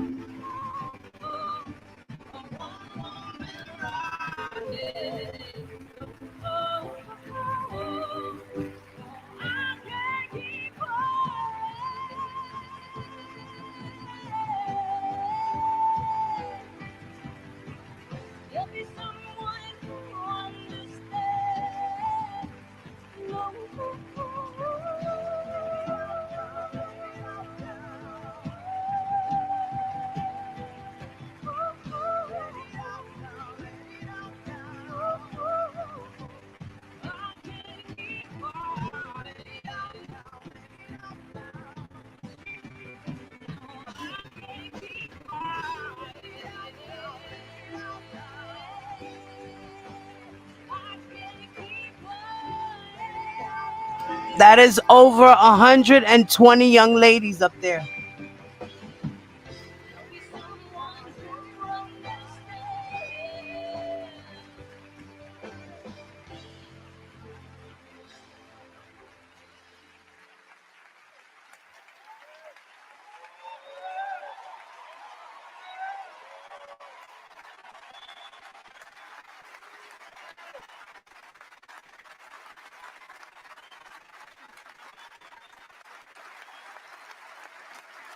Thank you.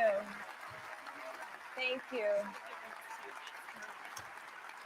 Thank you, ESPN and the Arthur Ashe family for honoring survivors of sexual abuse. It is a privilege to stand up here with my sister survivors as we represent hundreds more who are not with us tonight.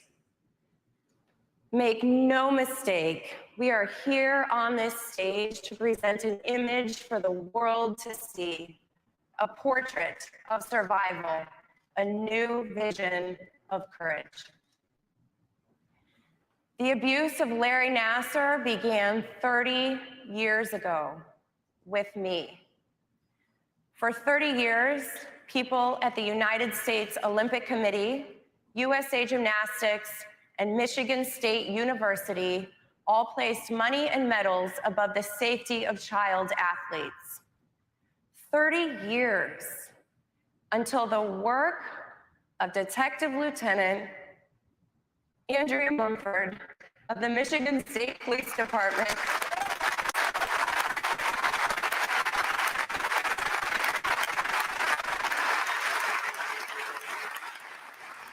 years.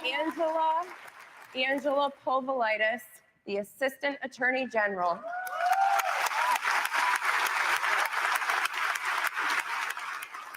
who prosecuted the case, finally putting our abuser away. Yes, he did. For life.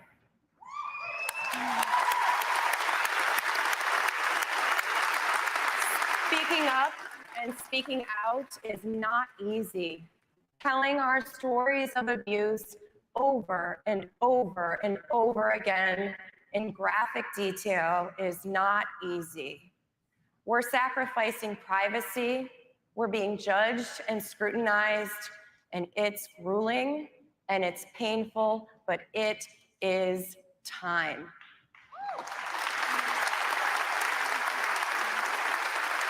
As a mother, I am here to say that we must start caring about children's safety more than we care about adults' reputations.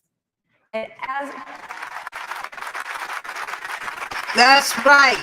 And as a survivor, I'm here to say that if we can just give one person the courage to use their voice, this is worth it. If one more victim of sexual abuse feels less alone tonight, then our suffering has meaning.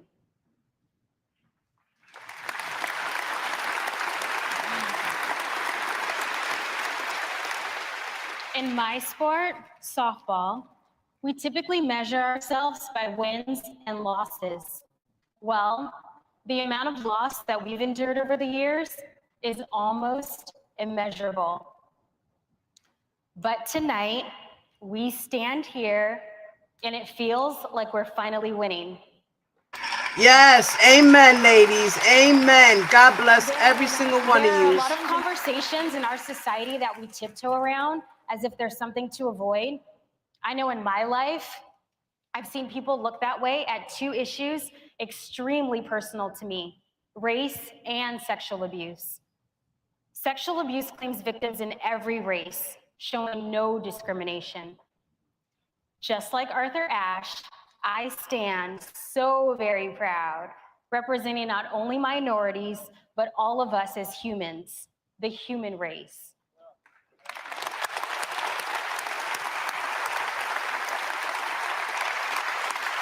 I encourage those suffering to hold tight to your faith and stand tall when speaking your truth, because I'm here to tell you that you cannot silence the strong forever.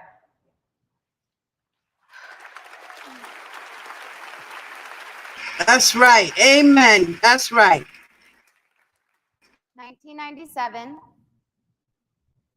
1998, 1999, 2000, 2004, 2011, 2013, 2014, 2015, 2016. These were the years we spoke up about Larry Nassar's abuse. All those years, we were told, "You are wrong. You misunderstood. He's a doctor. It's okay. Don't worry. We've got it covered. Be careful. There are risks involved." The intention? To silence us in favor of money, medals, and reputation. But we persisted, and finally, someone listened and believed us. This past January, Judge Rosemarie Aquilina showed a profound level of understanding by giving us each the opportunity to face our abuser, to speak our truth, and feel heard. Thank you, Judge Aquilina, for honoring our voices.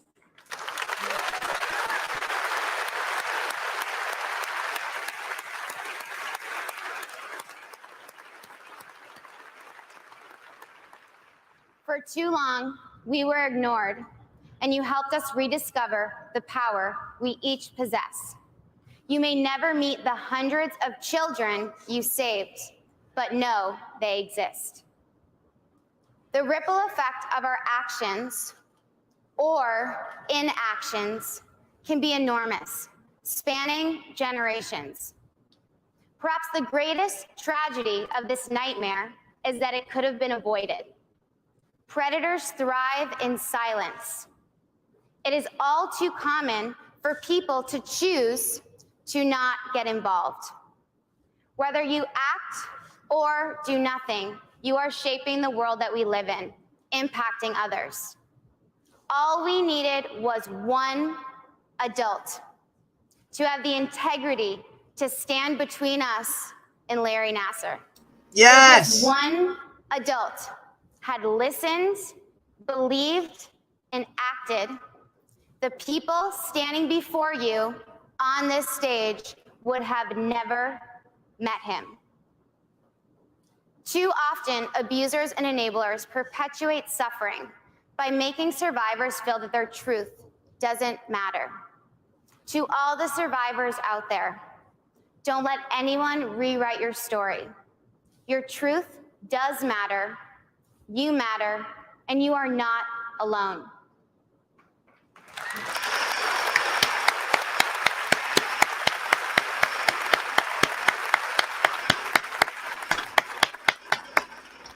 We all face hardships.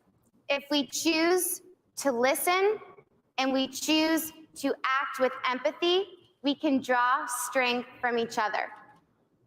We may suffer alone, but we survive together.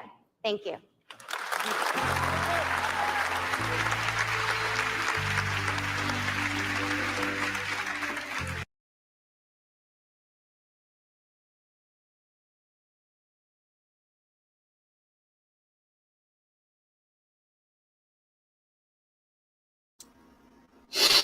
That was absolutely beautiful.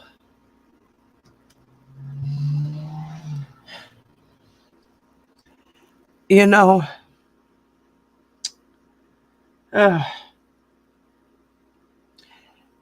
guys, this is so triggering for me.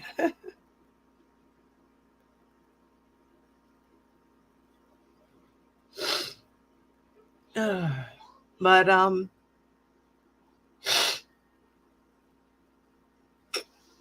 T-Bam, you had asked if there was boys. Yes, there are boys. There's 3 boys. And I'm going to make a part 4 so we can talk about the rest of the stuff, because I'm about to end this live in the next 15 minutes. So I'm going to share another video. And it is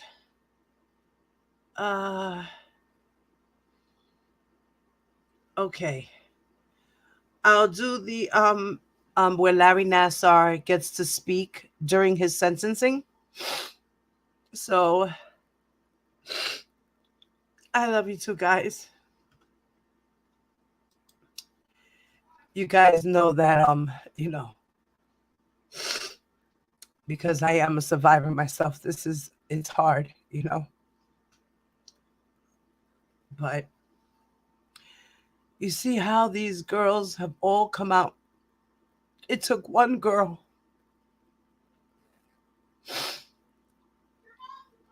And out of that one girl came out 120 plus survivors.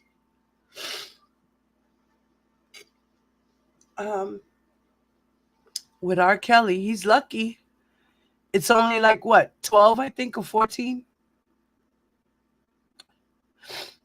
It's 6 plus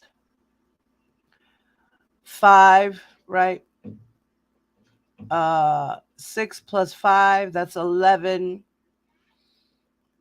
plus 11, 12. It's 13 survivors.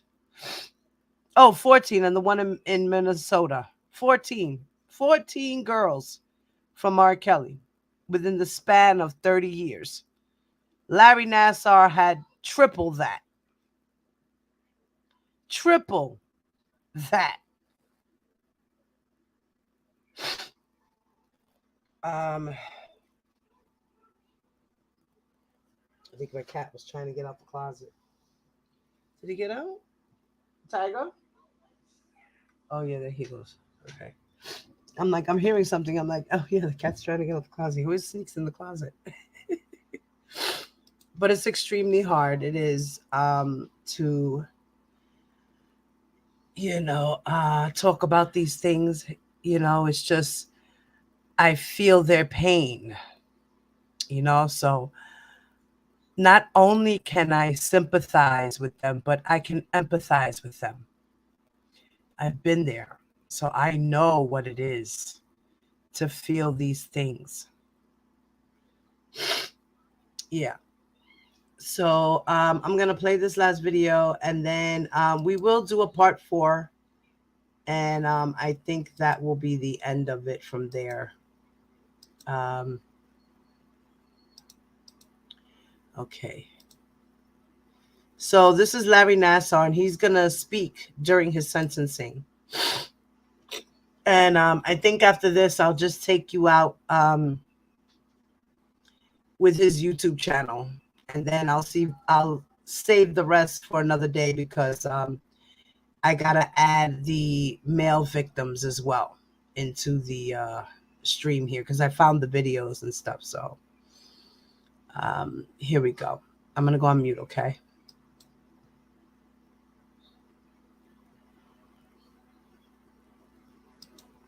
Truth, the whole truth, and nothing but the truth under penalty of perjury. The whole truth, and nothing but the truth. Oh, wait. Okay, here we go.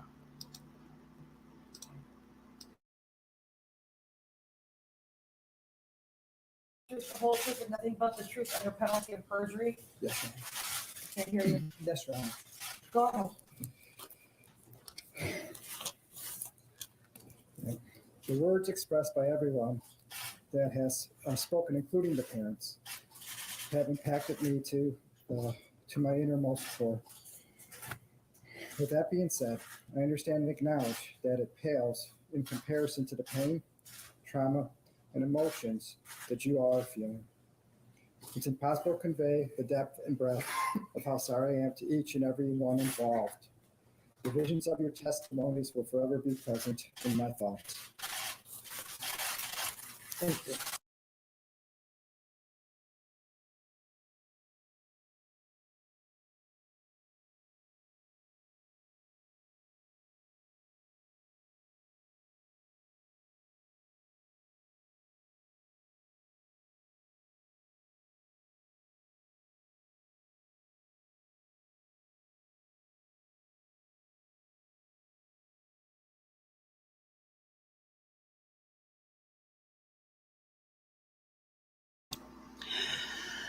That's why I'm glad all who came forth in RSK. Thanks to the Savages' persistence for giving their daughter a voice. I don't care if they 5 or 25. The victims all need a voice. You are a parent forever. And this is facts. I'm glad that the Savages did what they did as well. I'm glad that the BBC decided to do their documentary first. I'm glad that the Savages made it known worldwide about this man again and what he is doing to women. Because whether they wanted to be there or not, the point of the matter is that they were abused. None of these women, girls, or boys asked for abuse. None of them. They just wanted attention, affection, love, friendship, because that's what R. Kelly promised them, plus careers. He promised them things, and he didn't give it to them. What he gave them was ass beatings, mistreatments, punishments. Oh, what about the good times? There wasn't really that many good times. They was trapped in a closet, so to speak. Hypothetically, them girls couldn't make moves without his say-so. Where were they going? And when they left, they left. And if they came back, they had to prove they're worthy. They had to prove their loyalty to him. Or you can't come back. Same thing with the employees. They would do the same thing. He would do the same thing. Okay, well, now you got to kiss my ass all over the place because I said so. And you got to write me a collateral letter saying you stole something from me. So the next time some stupid shit happens and you try to take me to court, I got something on you. You're not going to play me. I'm going to blackmail you. You're not going to rob me. You want to come over here and be with me. So that's what you got to do if you want to be around me. And we love you, Joy, and all of them. We love all of them. Joy needs to just come home. You know, she's engaged to R. Kelly, but his engagement to her is under false pretense. It's nothing real. It's nothing real. He doesn't know how to love anyone. He doesn't even know how to love himself. If you can't love yourself, you can't love anyone. Period. Yes, everybody who brought forth victims, evidence docuseries, the predator is off the streets. Thank God he's off the streets. He can't continue to do his shenanigans. And he's not going to get conjugal visits because they don't do that. They don't do that anymore. From what I hear, especially not in federal penitentiaries. Okay. So, guys, you see this here? This is Larry Nassar's YouTube page. You see it? So, let me go here. So, this is his YouTube page, guys. He has 130 subscribers on his channel. He only has 2 videos, and they are 6 years old. And each video, one of them has 67,000 views. The other one has 36,000 views. The first video here says quiz number 1, video 2, the case of the damaged knee. Now, quiz number 1, video number 1, the case of the damaged knee. Right. One is 2 minutes long and one is 42 seconds long. So let's check out this 42-second one, right? For me, stressing the media. For me, as I was watching this, nothing made sense in here of what he was doing. I mean, I didn't get any education out of what he was saying. I mean, just check it out and then tell me what you guys think. Does he seem like a real doctor? Was he just like playing around? Like he got his degrees, but he cheated or something. And stressing the medial collateral here. Does that hurt you at all? No? Okay. But when I stress it this way and put a varostress on it, does that hurt? Does it hurt on this side? No. And I'm stressing the medial collateral here. Does that hurt you at all? No? Okay. But when I stress it this way and put a varostress on it, does that hurt?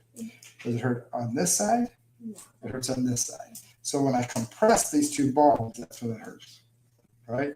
And their ACLs are nice and solid. Okay, how far can you bend your knee? Right to there, and that hurts right through here again. Okay. When I straighten it, you can't straighten it all the way, it still hurts in the same spot, right? And look at the atrophy that she already has through there. Mm-hmm. Huge amount of atrophy. Okay. All right, we can turn it off. All right, so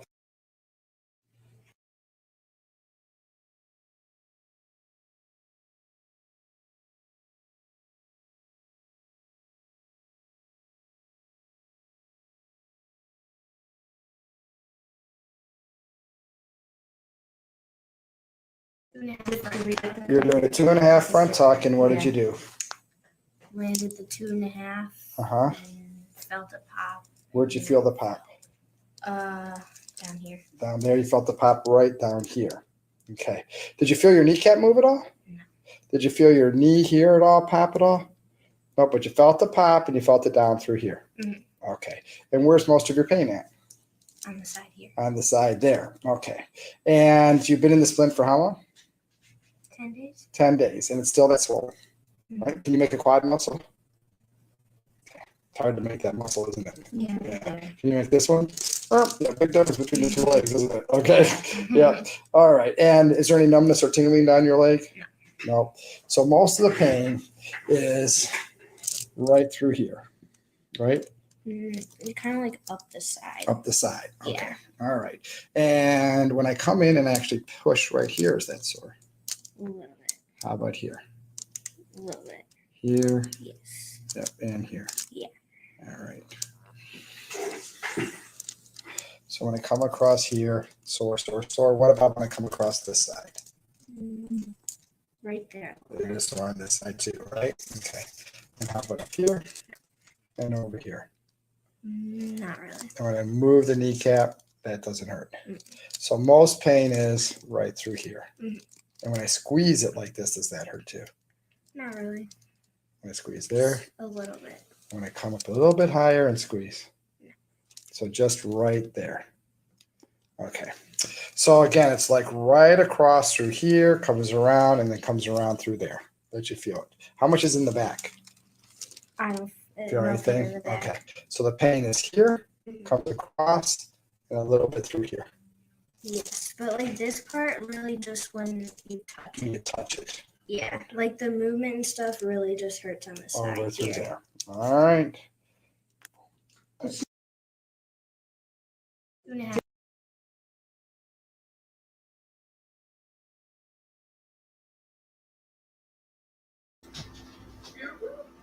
What y'all think about that? He was doing an awful lot of slow touching, and he seemed very aroused while he was doing that. Just picture him doing that and thinking of what is going through his mind as he's touching her flesh, and he's rubbing slowly, and he's going up and down, and he's oh God. And then he's going, okay, and I'm gonna go a little up now. Okay. So just imagine what he would do to those girls on a normal. Well, I'm gonna go up more. Well, I gotta go a little up more. All right, bend over a little bit this way, turn this way, and okay, now I'm gonna come with my fingers over here. Okay, I gotta do this because I gotta make sure that your pelvis is right and your hips are together. So I have to do this. We know. Oh my God, that shit breaks my heart. Right? So now he has nothing in his playlist. And these are the channels that he follows, right? These are the channels he subscribed to. Do you see the channels? Can you kind of figure out which ones seem weird? You see that, guys? There's 9 of y'all in here. I don't know if y'all all asleep. It's like 1 o'clock in the morning. Do you see? He's subscribed to Roman Atwood Vlogs, right?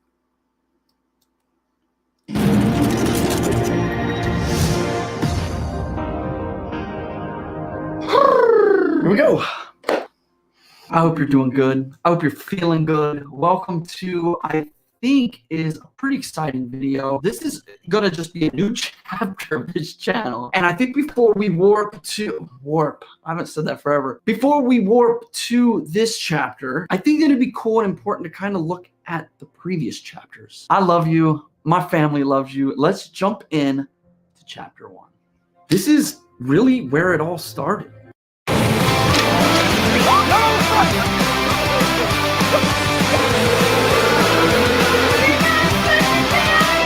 Look at the truck!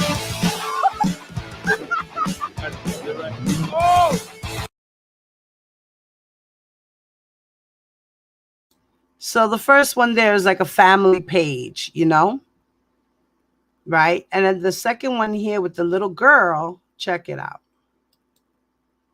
Her name is Amira Willie Hagen. I can't pronounce her last name, but check it out.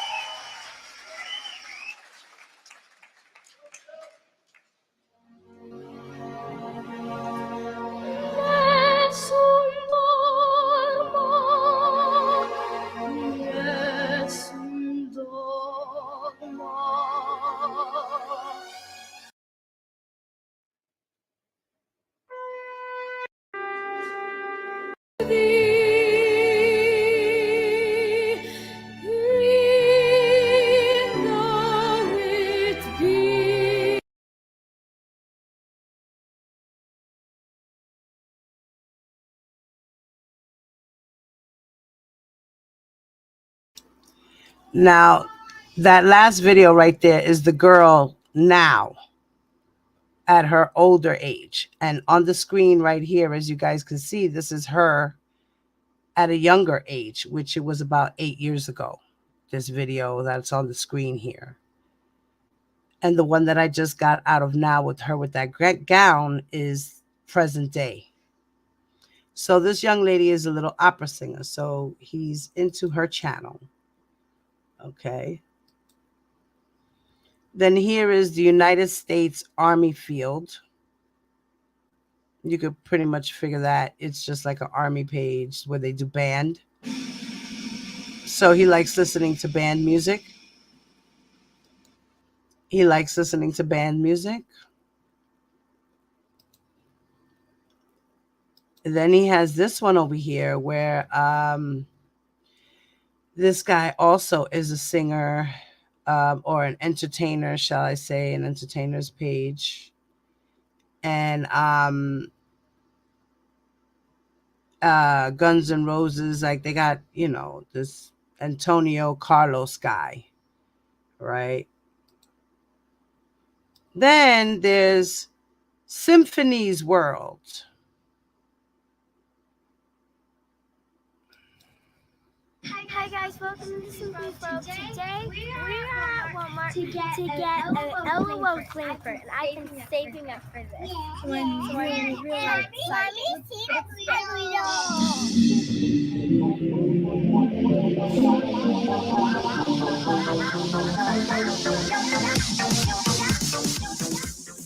Okay guys, the glamour I've been saving up for. So for my birthday, I got $60, and then I used 20 of it at Justice. And then I started getting money from my grandma, and I started earning it. And then my dad got me some because he hurt my feelings. Through the window. Yeah. Okay, let's see who I got. Oh, it's kind of like an egg yellow part right here. And it says neck right here. And so let's play that. Juliet's gonna open a squish up now. I got this little egg. Oh, and that's a cute little face. And it's a tiger. I'm gonna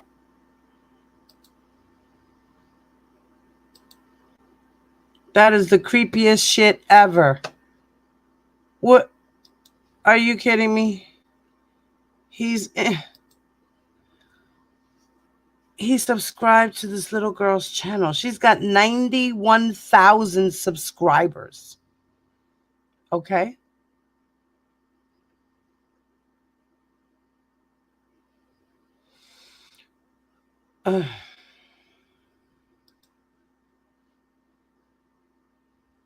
And then today we're trying naked foods on the side. Let's talk about that.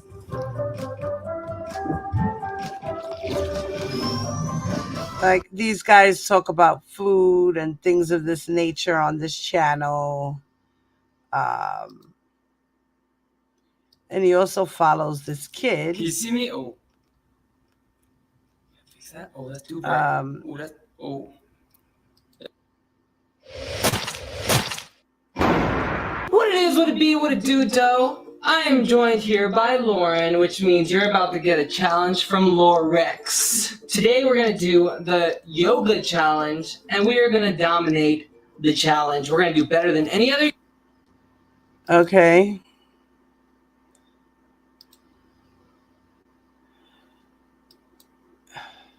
All right, before we get started, Another family. I need these bad boys. Where they do vlogs. Right? Yeah, I want to carry them for you. Take that nail out of it. Another channel where they do vlogs. And then he's into The Rock. Another family here, some young girl over here, some dude, another guy, two guys who are brothers. Evan Tube. Let's see what that is. Hey guys, it's Evan and Jillian, and we are back with another Guess the Emoji Challenge. This is the third one we're doing, and it's going to be movie themed, meaning we are just going to have to get... So these are the kind of weird things he's into, I guess. Let's see. What else?